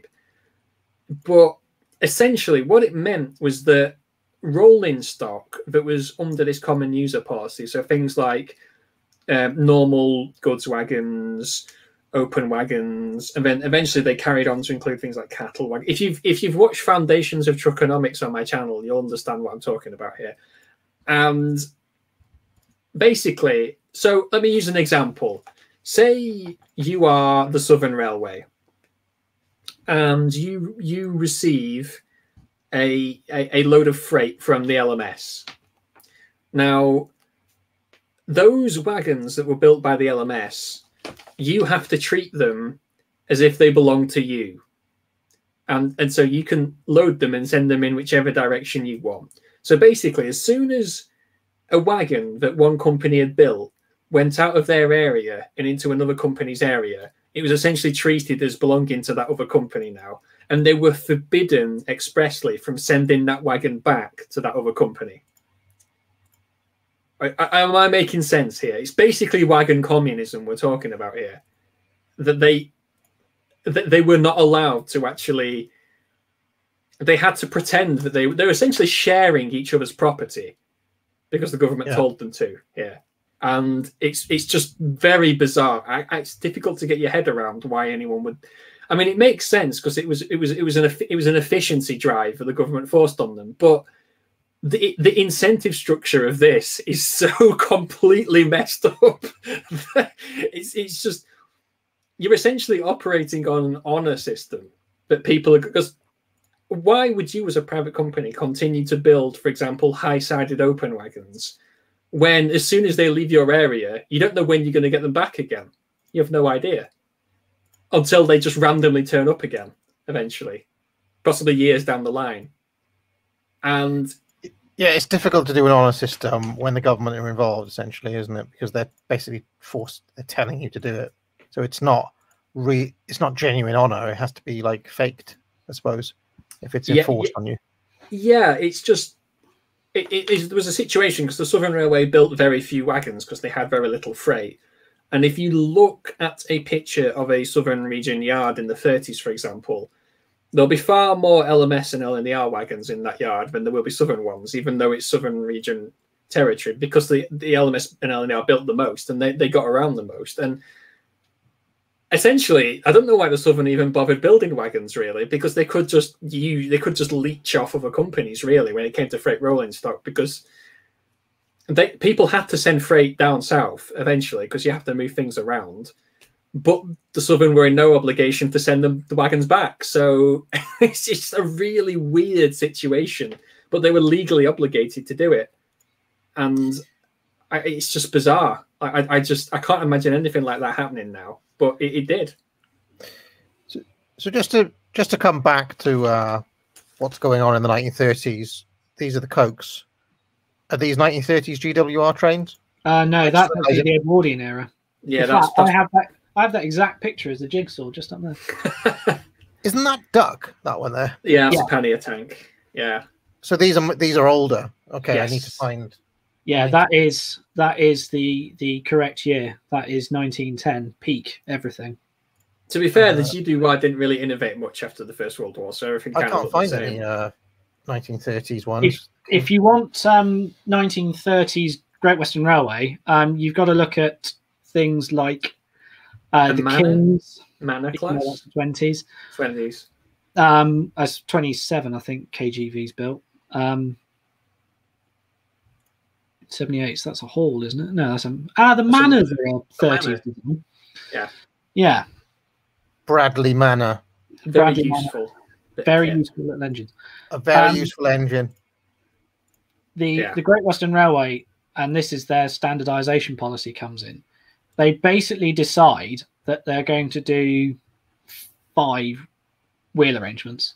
They're going to do a 280 for heavy freight, 6, a 260 for sort of middling freight, 060 and 042 tanks for suburban work, 262 pannier tank or prairie tanks for long distance suburban, and then all the tender engines are basically 460s.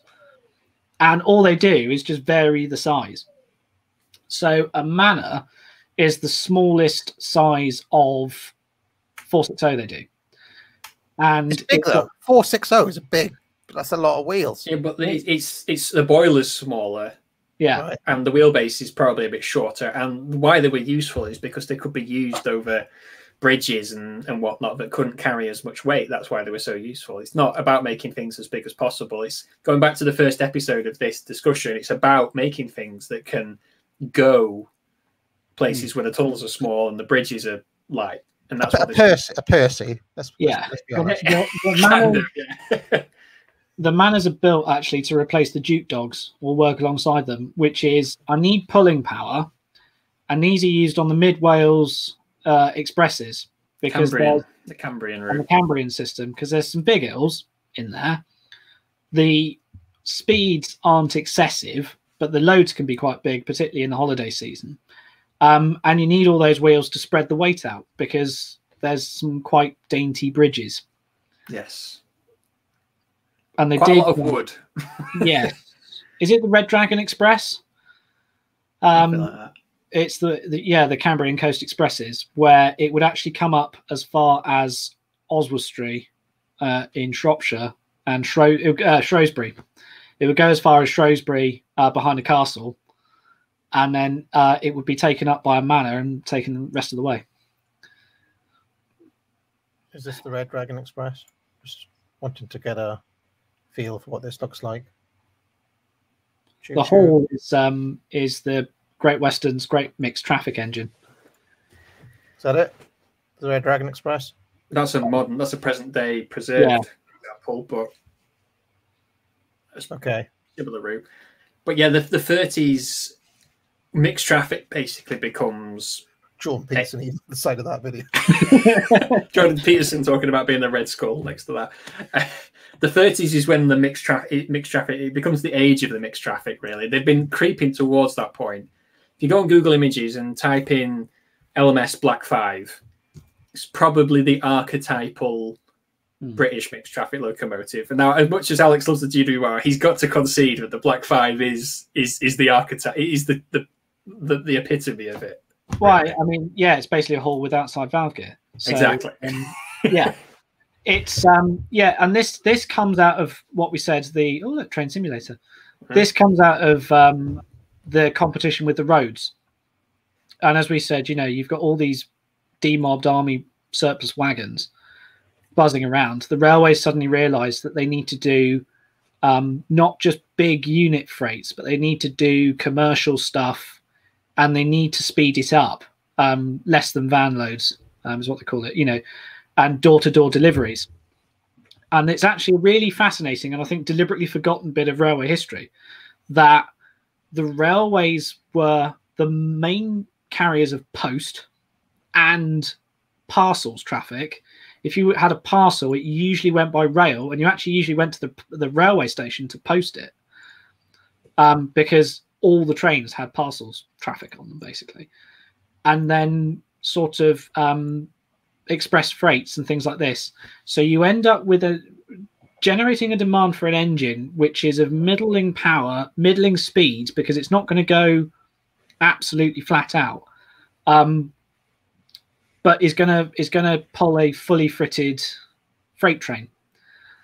And this is really where the mixed traffic engines start coming in, because then when it's not doing that, you can then roster the same engine on a secondary expresses, which are the sort of stoppers, the big interregionals, but they stop at every station.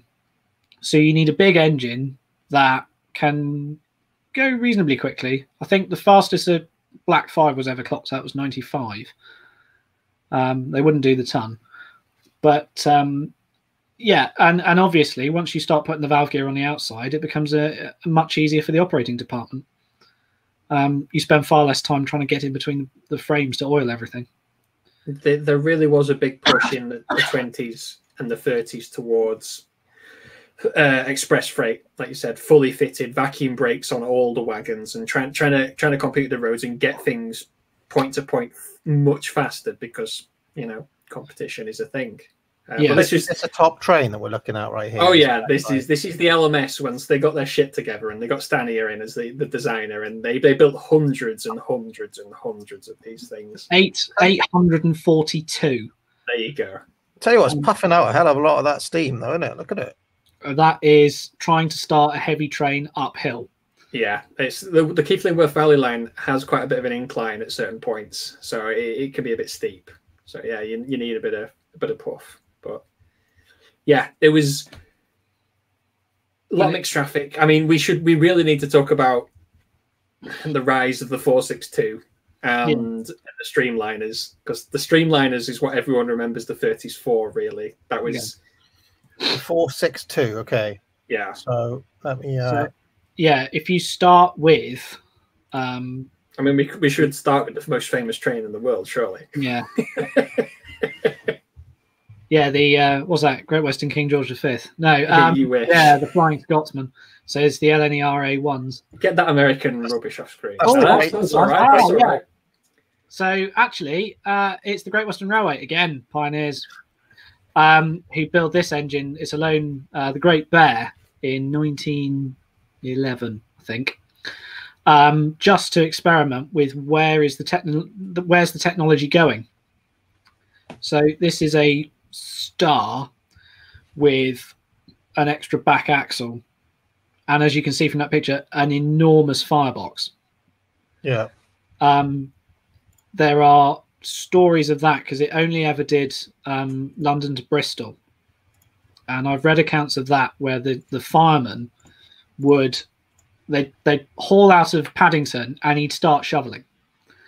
And he'd keep going and going and going until eventually he basically filled the box up right up to the door by about Reading. So he's shoveling pretty much continuously. He then promptly lie back in the tender and rolled himself a cigarette because he didn't fire again until it got to Bristol. Right. Yes, 99 Iron Duke. We are going to talk about Mallard. Obviously, we're not going to get to World War II without talking about Mallard at some point. The Great Bear is very much a one-off. It's actually rebuilt into a castle in 20. The issue I'm having with the Flying Scotsman, folks, is that there are just thousands of Hornby models. Let me see. I'll probably get a better idea of getting a video. Here we go. Here's an actual Flying Scotsman video footage. So let me get this up a second. Running in 2016. This is footage is from. Yeah, it's got its German flaps. Let me just get this video up. Hold on. So I think we're heading rapidly towards a part 3 here, where we talk about World War II and nationalization process, etc. Because there's no way we're going to do it here. we can probably get to the end of World War II and then yeah, I think after that though, nationalization is a whole other kettle of fish, really. Yeah.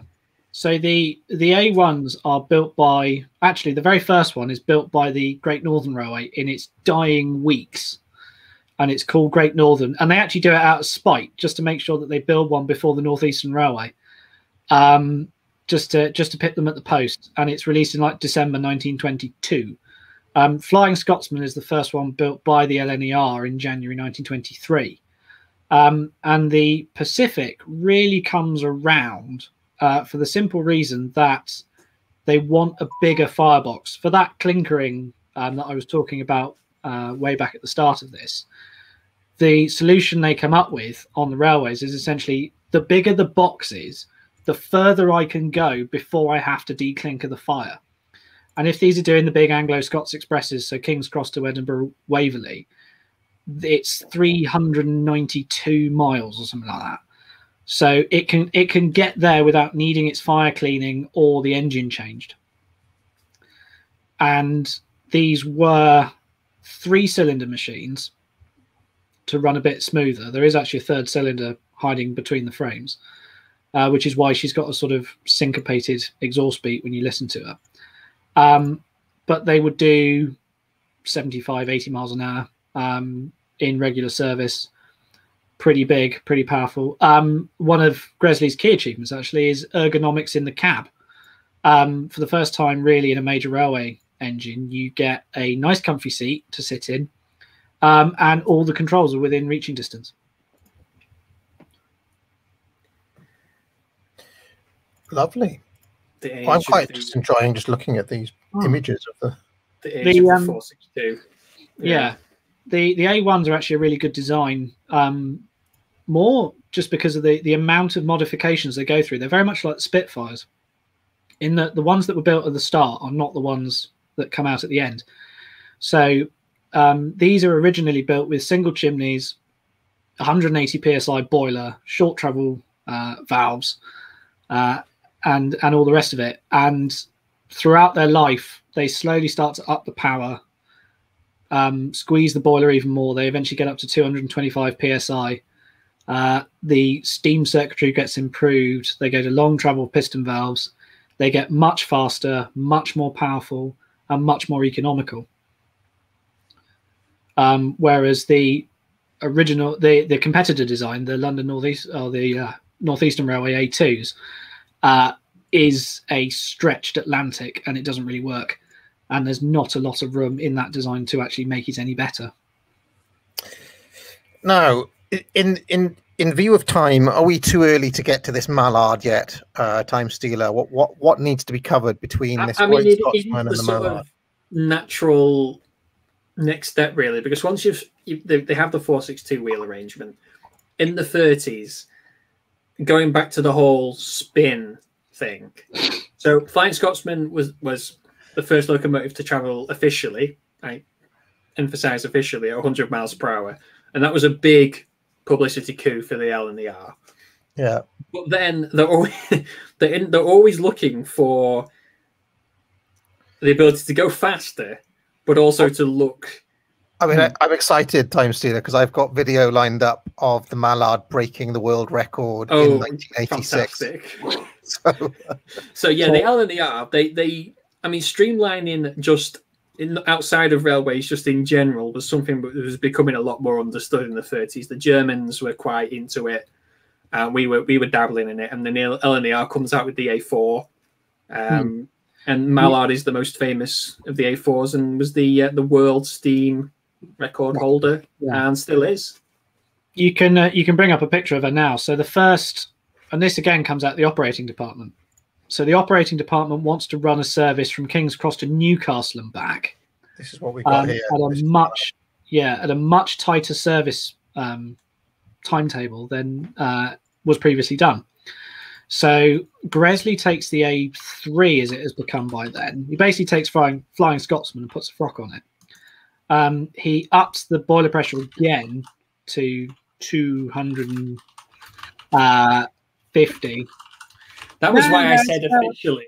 That's why I said officially. It was the first to hit 100 officially. I remember reading somewhere where somebody worked out mathematically City of Truro couldn't have done it. So yeah, it's a fair one. The A4s are actually designed to be fast. They are actually designed as a high-speed engine, and they are designed to do sort of 80, 90 miles an hour in normal service, and then go over 100 if they need to. The actual train itself, as in the coaches behind it, are double glazed, air conditioned, fully modern. They're lovely places to be. They're all in the latest styling. There's a restaurant, cars, and a buffet and a cocktail bar. And really, this is how the LNER wants to make its money, and it's how they all have to make the money, because what you're doing is you're not making money out of the passengers. The passengers are businessmen on meetings between London and Newcastle. And if you can woo them with a nice cocktail, they will send all their goods by LNER. I'm picturing Hitchcock movies essentially here. This is what we're talking about. This is, I mean, I know Hitchcock is a bit later, but essentially that's the business model we're talking about. It's the, you know, it's the sorts of characters that I don't know, Cary Grant would have played in the 40s. You know, on his business meeting, sitting in the carriage, enjoying a drink or whatever it is, conducting business. Yeah. Yeah. I mean, on the Flying Scotsman train, they had a dictaphone and a secretarial service, as well as a cinema and a barber's. And cinema? They had a cinema on the train. Yeah. That's amazing. I'm not sure if it actually was ever really profitable necessarily. It was all just a big thing. Essentially, the LNER and the LMS got into something of a penis measuring contest between each other, really. And so having a cinema and all that sort of stuff really was really just like, look at us, we're better than you. We've got a cinema on our train. That's what a lot of it was. That'd be a cool job, setting up the. I mean, you know, I don't know. Let's say the journey is going to be 4 hours. Setting up the, you know, what the double bill might be in that 4-hour slot for train journeys. I might do a few imaginary train evenings. Yeah, you know. I think it's 6.5 hours they were doing it in, but of course you've got to leave time for a full 5-course meal. So yes, you probably have a matinee performance because you left at 10 o'clock. So you probably have a matinee performance, then you go for lunch, and then you could have an afternoon film before you pulled into Edinburgh. But yeah, that's the big thing with the Silver Link service is that on its inaugural run up to Newcastle, it actually clocks in at 112 miles an hour, which is the fastest speed anybody has ever done on the railways. And obviously the press go mental, and there's the very famous shots from an aeroplane flying along with it, and the plane is actually struggling to keep up.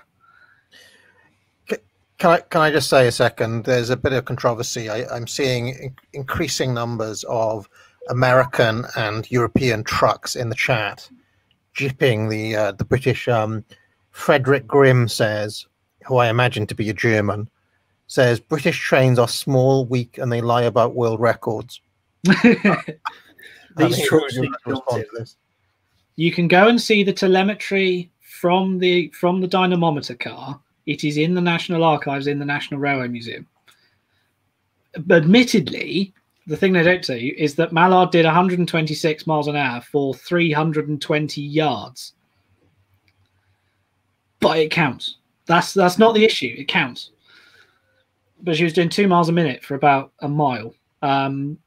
The problem that they ended up having, and they did have it on Silver Link as well, where being a 3-cylinder machine, the center big end bearing, so the end bearing on the connecting rod, was wanging around so quickly that the lubrication system couldn't keep up, and it actually melted the bearing.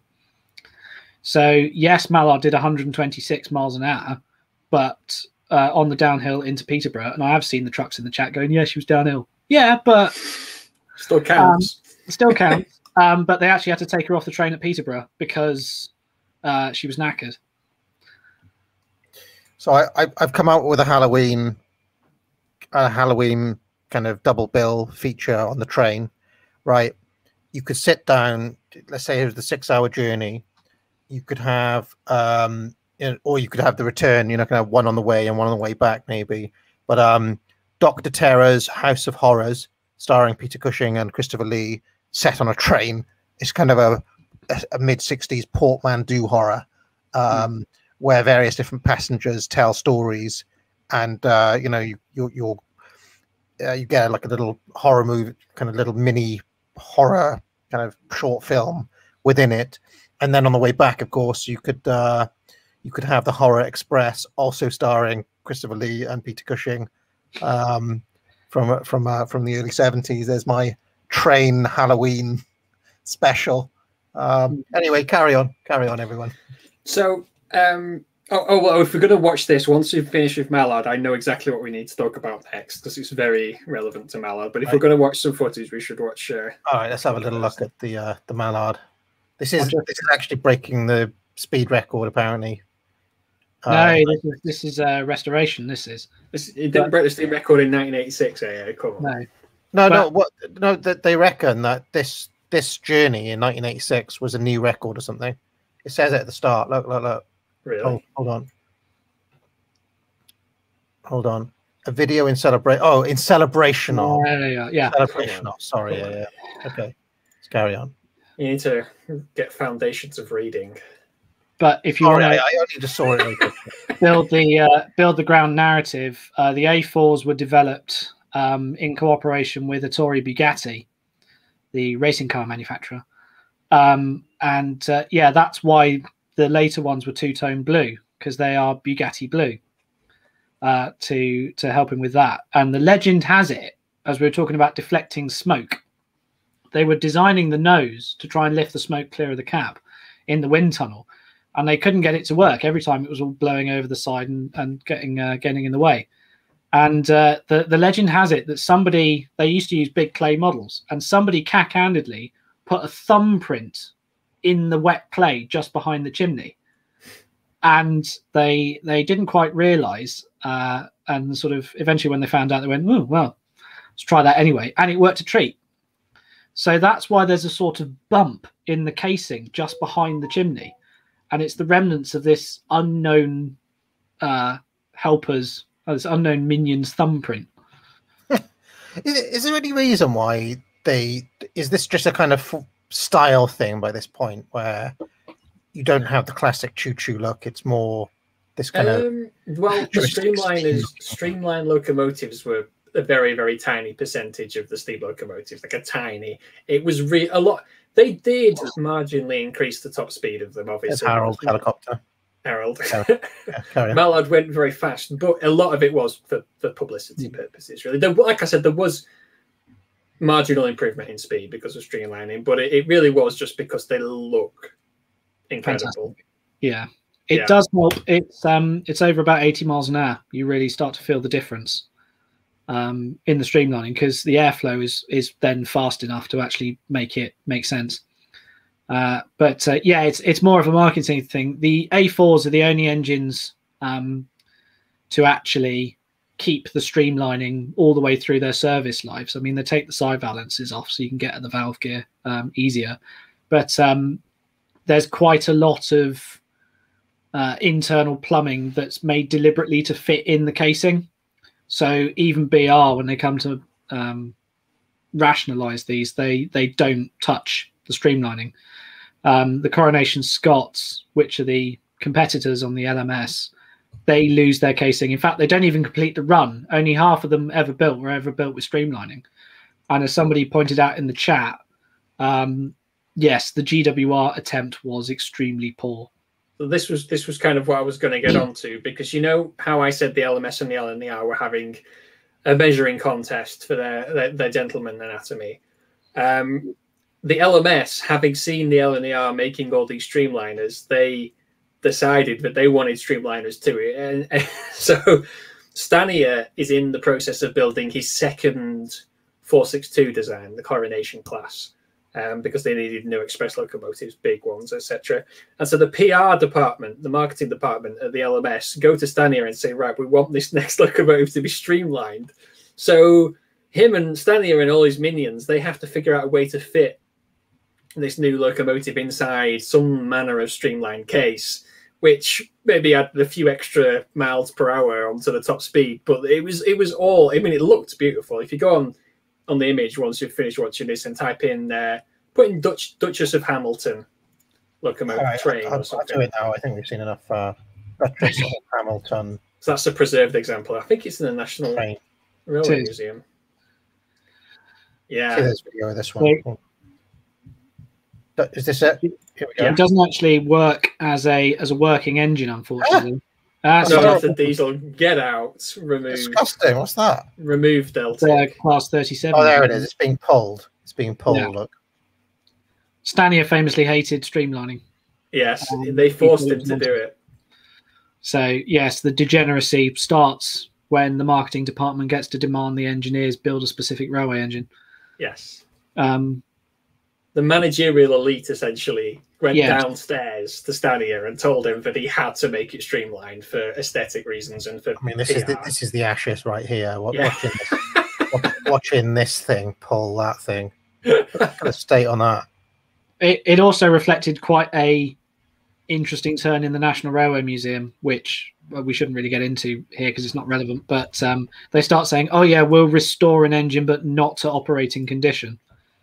They've said that with Duchess of Hamilton. It's that was one of the stalwarts of the preservation movement in the 90s and early noughties, and they said, "Yeah, we'll stick the streamlining back on, but we won't make it run." And everybody's gone. It's strange. Why don't? What, they just don't have the? They just don't have. It's a resources thing. It's you can only restore so many. It's a leftist thing. I'm convinced. It's now called the Railway Museum. Anyway, it's not. Yes, they changed the name for the National Railway Museum to the Railway Museum, which is just the absolute utter ashes of. It's all, like, you know what? Because they did it because they didn't want the word national in there. That's literally one reason. It's ridiculous. So it's one of the reasons the Boomer Truth regime thinks that the 30s were the golden age of railways, because they basically go, look, streamliners. Yeah, but and the other thing you've got to realize is just how late this is, which means we're coming out of World War II. I find the earlier steam engines much more aesthetically appeasing than the streamliners. The streamliners kind of look futuristic, and I feel like the streamliner is. I think Mr. D would like the streamliners, but I feel as though they were designed to look good for marketing reasons, whereas the older pre-grouping locomotives were designed to look good because the person designing them wanted them to look good.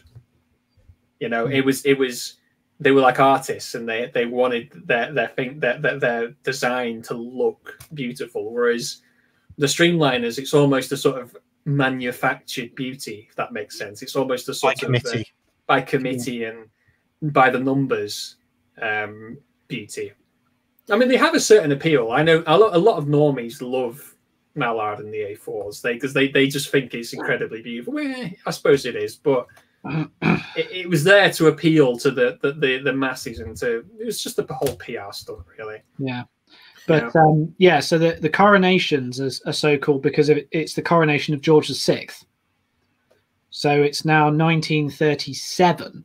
Yes. The LMS then go at 114 miles an hour on the downhill stretch into Crewe, which is extremely unsafe. They have all the press on board, and they very, very nearly crash it into Crewe railway station. They come into the shunting yard at on the outskirts of the station, having charged down the hill, and there's like a 15-mile speed limit as you come into the station, and they're still doing 60, and there's sparks streaming off the brakes as they try and stop this thing before they hit the buffers. They managed to save it. Apparently, there's crockery everywhere in the kitchen as everything's thrown about because Crewe Station's on a bend. And as they lurch around this bend, it throws everybody everywhere in the carriages. Funnily enough, the press don't report that. They don't care. They just go, "Oh my god, we went really fast." That's literally. And when you said that, I just imagine the sort of the soy-faced journalist, you know, with the mouth wide open, and they go, "We went really fast." Oh my god, we went really fast! It's amazing. And you've got, the guardsman is sweating bullets. So the two railways come to an uneasy truce technically, and then in July 1938, Mallard goes fastest, and it's not only kept secret from the LMS, so they can't respond. It's also kept secret from the LNER Permanent Way Department, because the track is designed for a maximum railway speed of 90 miles an hour, and Gresley sends Mallard out on a high-speed brake test, which is, let's see how fast you can go. Promptly does 126. The Permanent Way Department are not impressed, to say the least. The LMS aren't impressed because he got the record, and he broke the engine as well. Unfortunately, for history, Gresley thinks he's got even more power to pull out of an A4, and no doubt he would have. But the test run for that was scheduled for September 1939. Which brings us nicely to another reason why they were going so fast. It was the mid-century Germans were also quite keen on making their things go fast as well, and so we couldn't have the mid-century German trains be faster than our British trains. So we had to. They were fast on time, of course. Faster on time.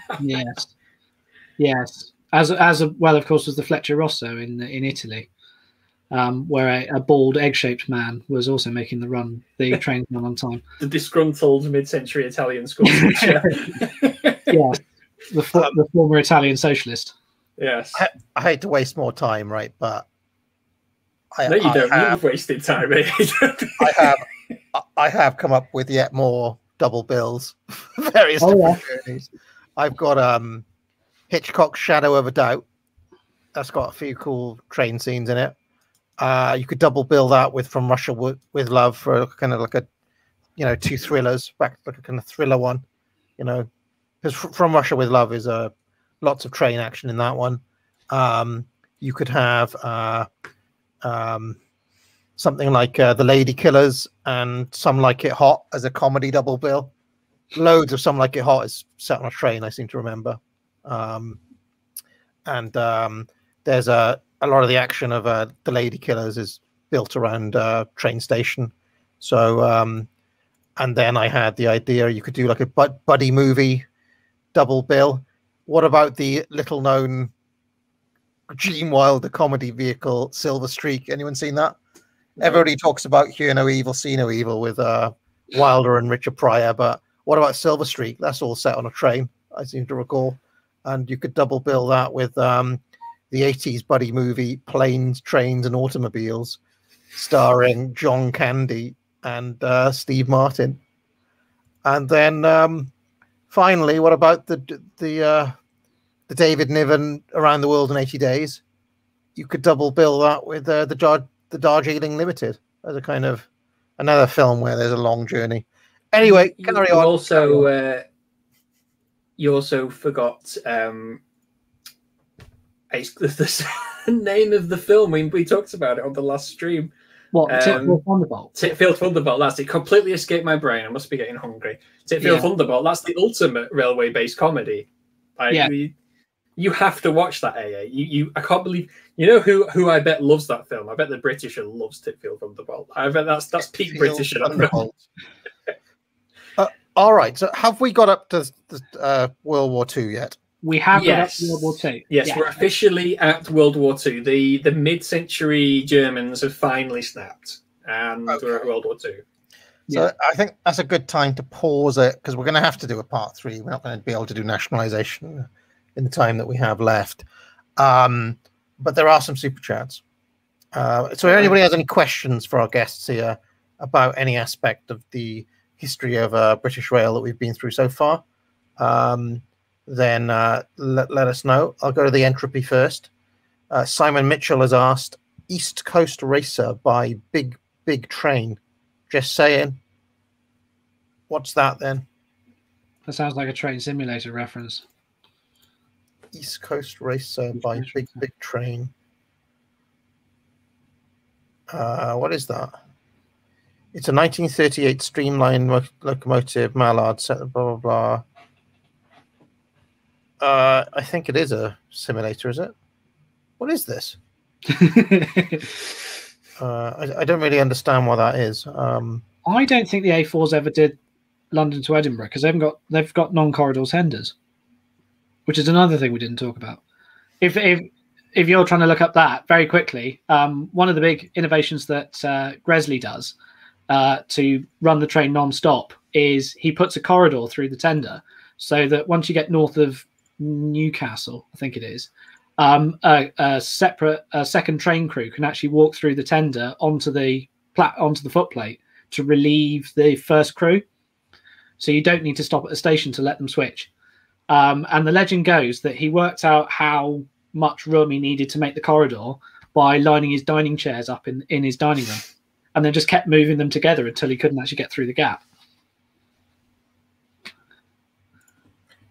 I have discovered, by the way, that the East Coast Racer by Big Train is a song, and the Big Train are a band. I want to say so. That's what I've discovered there. Then going over to the other super chats, Coca-Cola says, "Chew Train Clan ain't nothing to truck with." That's a reference to the fact. That's a reference to the fact that today's stream was going to be about the Wu-Tang Clan, but it has been moved because of the scheduling conflict that we had. No one could ever accuse this channel of not being esoteric when you've got Wu-Tang Clan replaced by British railway history. Yeah, I mean, with age and experience, my reason ripens. I strike on you Vikings / like a hyphen. The Dank one says, "I made you a techno song, AA. I sent it via Twitter. It uses some samples from you. It embodies the ashes." Oh my God, what's this? Can we listen to this? Well, I may have to double check it. It's not. Let me see if I can find. I can't find this guy's handle. The Dank one. Oh, here we are. Deeply subversive tribute to the ashes. Okay, we'll watch that live if you've got time. All right. Randy says, "Do your guests know anything about the East Midland Railway? I'm doing some genealogical research, and I'm sure its introduction affected my ancestors." East Midland Railway. I think the East Midland Railway is part of George Hudson's empire. I want to say it's like the Hull and Barnsley Railway and that lot. Yeah, it's one of those plethora of companies that doesn't actually last very long. It's a quirk of how the acts work, and that quite quickly people found out that if you try and pass an act of parliament to build a railway between London and Edinburgh, they're never going to let it through. But if you want to do like London, or London to Peterborough, and then Peterborough and a bit further, and then a bit further, you tend to get that. And so what happens is you end up with this sort of plethora of companies that end up building one line, and then they all merge. So yes, I've just been handed a note which says brief encounter and the night train. Very good. I like that one. That's on a good double bill. Brief encounter is a good one. Yeah. Coney says, "Choo choo." Chris Lucio says, "Hi AA, any plans for what's after the politics course?" There was talk about possibly doing a foundations of ethics, because I do have a lot of material on moral philosophy. But I'm also thinking about possibly doing some smaller courses where there's actually like reading and essays and actually doing seminars, but they would have to be capped due to the fact they'd be more time that would actually have to have scheduled classes and things like that. Because there are certain things that you can't really do just through lectures and the format that I've got there. So that's something else I'm thinking about at the moment, where there'd be set reading and there would be just a small class, like 5 to 10 people, something like that. Because there are other elements, I guess, like there's different ways of learning. And I feel like discussion and the essay writing part is also important. Also, just the process of being made to read and write stuff. It in itself helps to develop inner commitment with the idea of creating tens. What I was talking about the other day, the network of tens. So I was thinking like something like that may help to foster that. I was also thinking about, if anybody knows anyone who runs a bookstore, I would like to partner with somebody to, because I'm always mentioning books.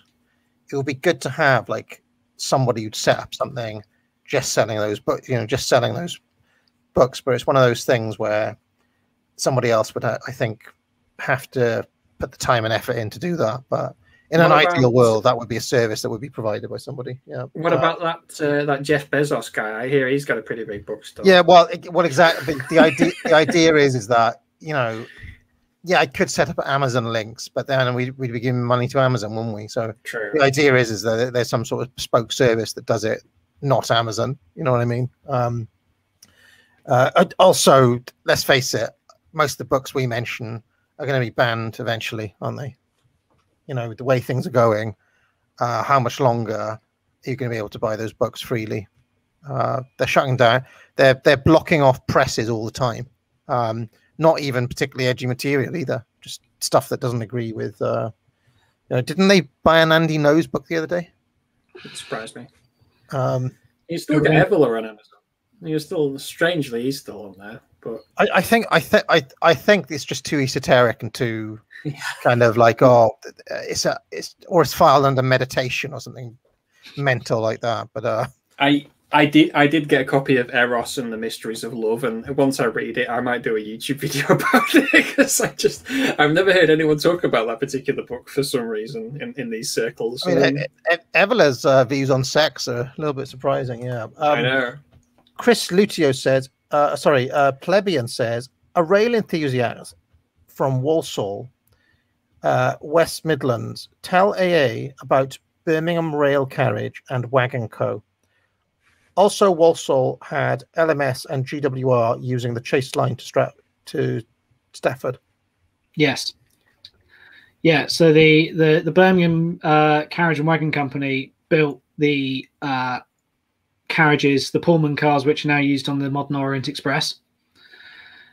They're fascinating engines, or fascinating coaches in their own respect. They've all got histories because they've all been like illicit affairs of famous people and government coups and getting royal families out of Eastern Europe and things like that. And quite a lot of them have been shot at one point or another. They also built a lot of early diesels as well. I think Walsall, it's the other side of Birmingham from the Lickey Incline, isn't it? I think. I'm trying to remember where Lickey is. Yeah. But that's around there, because the Lickey Incline's on the LMS relief line into Birmingham, which is the steepest bit of railway in the country, 1 in 37.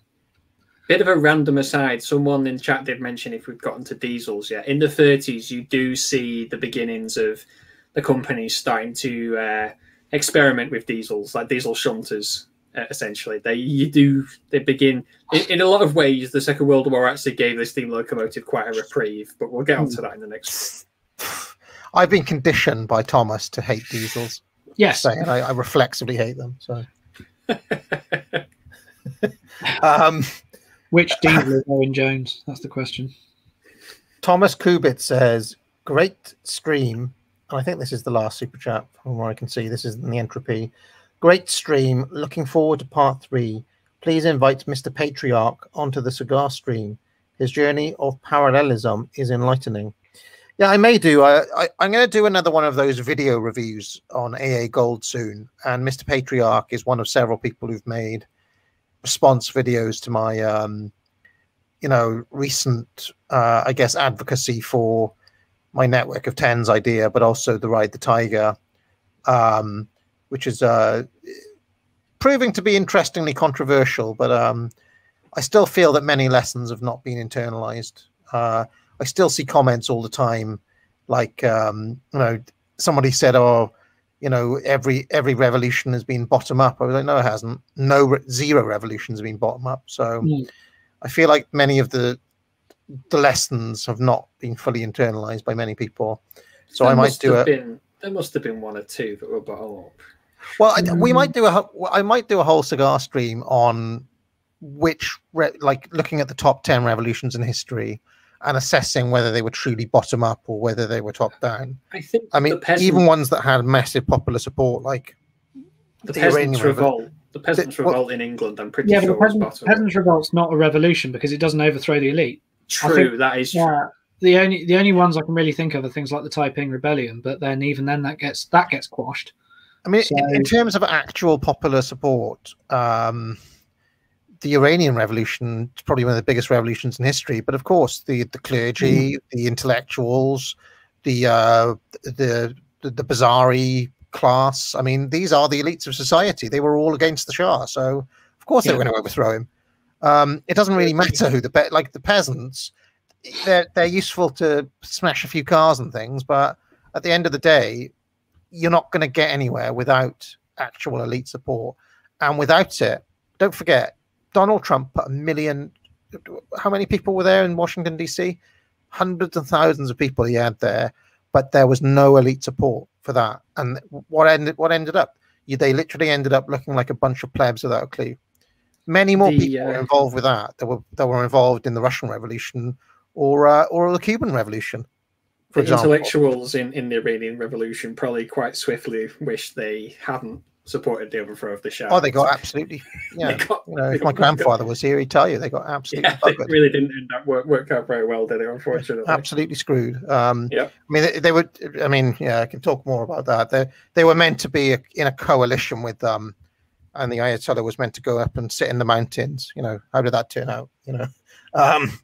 But yeah, and that's what happens basically, is that the useful idiots of the one faction will end up taking over after you build this coalition, and the useful idiots who put it, they're pushed to the wayside. The German situation may be interesting to look at. The mid-century Germans, but of course they had massive elite support from the old Prussian Guard. It wasn't really a revolution either, was it? Because they tried to do the revolution with the beer hole putsch, and they all got shot and put in prison. So I mean, they learnt their lesson, and they buddied up with the old conservative Prussian establishment. Yeah, against the Weimar liberals. It's not much of a revolution if you get elected into power. Although, speaking of the Germans in the Weimar, there were attempts at revolution by groups like the Spartacus, the communists. But then obviously they all got shot by the Free Corps. Can I just say, this is a top quality joke. This is the kind of caliber of joke of the people who watch this channel. That's pretty good. I did notice that one. That was a 10. That was a 10 out of 10. That's a 10 out of 10 joke. So yeah, shall we watch this techno video and get out of here? All right then. And we'll do shillings after that. Hold on. Share my audio. Right. Can I just say, before we watch this, right, I'm quite proud of this. Have you ever seen those like Wu-Tang Super Friends mashups that do the rounds on YouTube? People do those mashups of various cartoons spliced with rap and things like that. What I'm proud about is that this guy is saying deeply subversive, right? If you watch the footage, if you watch that documentary, he's not on screen when he says deeply subversive. So I went and found a bit of him talking where it looks like he says deeply subversive and layered it on. And I'm really proud of that. I was like, nobody noticed that he didn't actually say that. That's the power of autism right there. I'm quite proud of that piece of work. But anyway, let's have a look. If it's a reflection on the reality which an individual seeks to portray through his or her music, then that is deeply subversive. Then that is deeply subversive. Then that is deeply subversive. Then that is deeply subversive. It's the NPCs. That's partially the Vine and the Herd. There's Rupert. Do any of these people understand what 10 out of 10 means? Any of these NPCs? Do any of them know what 10 out of 10 means? No point in even asking them. Oh god, the trucks.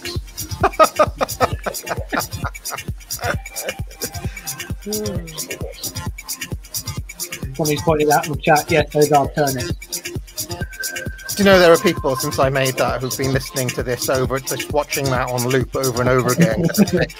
When you had that playing on stream on the Popular Opinions, I had to go off the tab because I find it that painful to watch. Yeah, I was going to say I only managed about a minute. It's so cursed. Just remember, when you want a bottom-up movement, these are the people that you're trying to get involved. Yeah. You want them involved? One of these winning here. one of these women are they don't really look that into it, and I like to imagine that they became a nun or something, like a trans Catholic. Yeah, she's now suburban mum of 3, vote Tory. Exactly.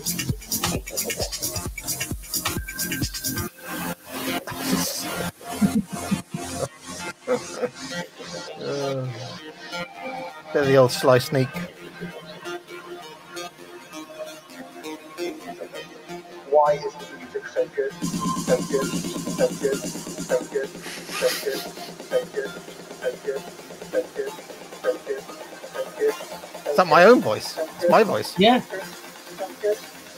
Why is the music so good? So there we go. You can find that then. It's called Deeply Subversive. We won't play the whole 4 minutes here.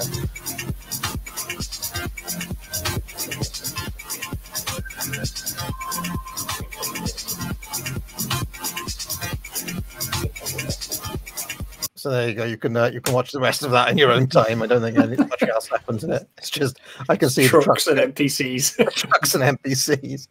There we go.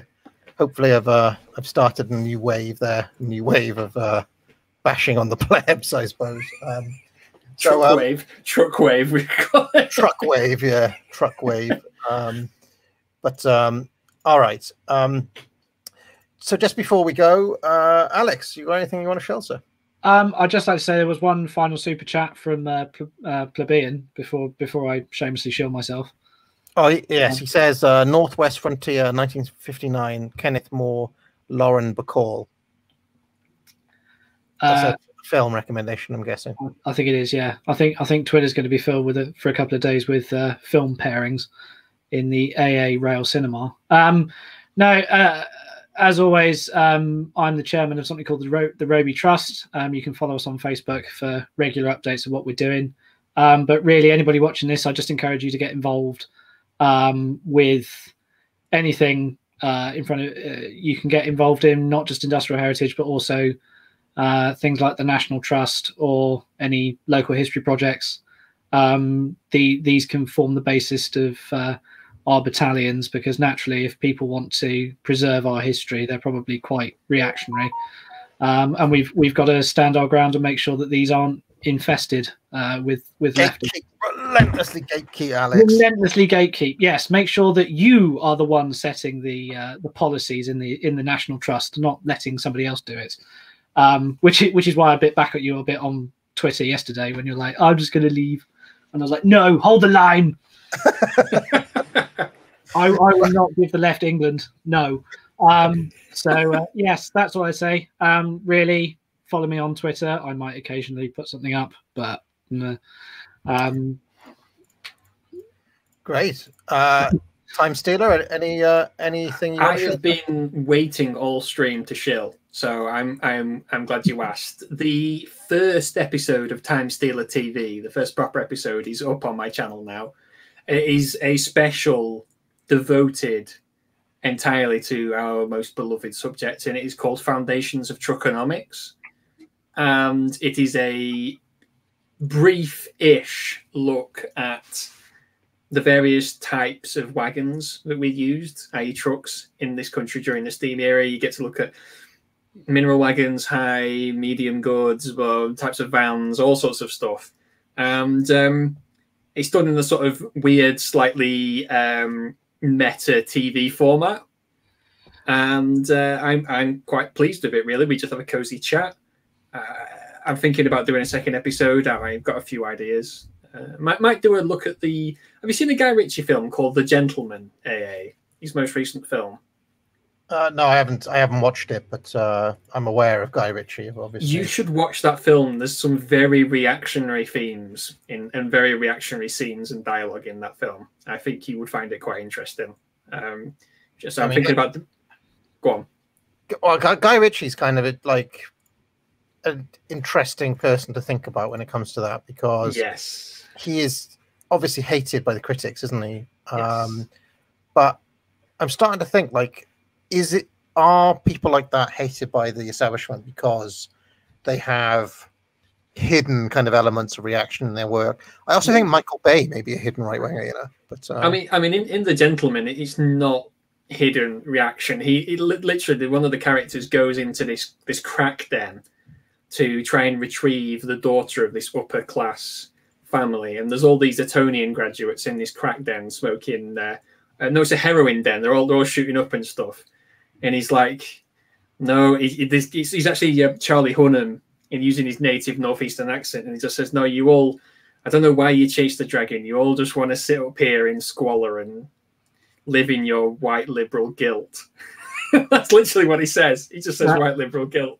It almost sounds like the Johnny Rotten stream you did, AA, where he's going around London going, oh, what happened? And it's like, well, yeah. You should really watch it. They're apostates, though, aren't they? That's why they're so hated. I honestly maintain that last Tarantino film was reactionary. I mean, I know Tarantino's a twat, but I mean, Once Upon a Time in Hollywood seems straightforwardly reactionary film to me as well. I really would say it's probably more reactionary than Once Upon a Time in Hollywood. It's you really should watch it. I might give that. It's speaking of films, by the way. I am making an appearance on the Guide to Culture show because he's doing his film festival. And do you know what film I chose to review? BFG. Drainage, Eli. There Will Be Blood. Especially in Pit Labyrinth. I'm going to watch There Will Be Blood for the first time since 2007 because, you know, I hate most people. so yeah, I'm looking forward to watching that again and talking about it.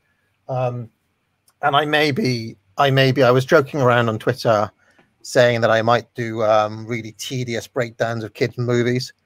But I've got this idea of doing like Mary Poppins as a German idealist critique of 19th century utilitarianism. Labyrinth as a reverse Bildungsroman roman where she essentially learns that she's not an adult, and you know, she's in over her head and she learns to be a kid again, which is a reverse Bildungsroman roman. I was thinking of looking at Return to Oz as a kind of Avolian meditation on the ashes, because Return to Oz is a really messed up film if you ever watch that. Such a dark world. And I was also thinking about Wonka, the Gene Wilder Wonka, as a medieval morality play where Wonka is basically straightforwardly, you know, teaching those kids Old Testament values. So, have you seen a film called Snowpiercer, AA? Snowpiercer, did you say? Yes. No, I haven't. There's a YouTube video about how Snowpiercer is actually a unofficial sequel to the Gene Wilder Willy Wonka and the Chocolate Factory. Really? Yeah. I'll have a look at that then. That sounds of in. Is that a TV series? No, they made a Netflix TV series, but you want to watch the film, the Korean film with Chris Evans in it, and a few other people are in. John Hurt's in it, I think. And there is when you watch the film and then watch the YouTube video, and you'll either it's a hell of a coincidence, or they were actually unofficially making a sequel to that film in a weird way. Okay. I'll check that out. I have to do my own little bits of shillings here. First of all, of course, the Trivium is complete.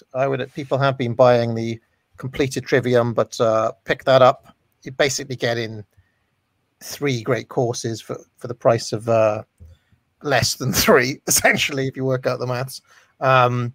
So do that. And I'd be interested to see people's experience, like doing all 3 of them back to back, to see which one you get the most out of and which one's the most useful. Because you know, the thing is, I'm really into, obviously because of my background, I'm really into writing, and I also love logic, and I was much more ambivalent about rhetoric. So the experience of making those courses was kind of like I was almost like fighting against myself writing the rhetoric one. So I'd be really interested to see what people actually make of the rhetoric course.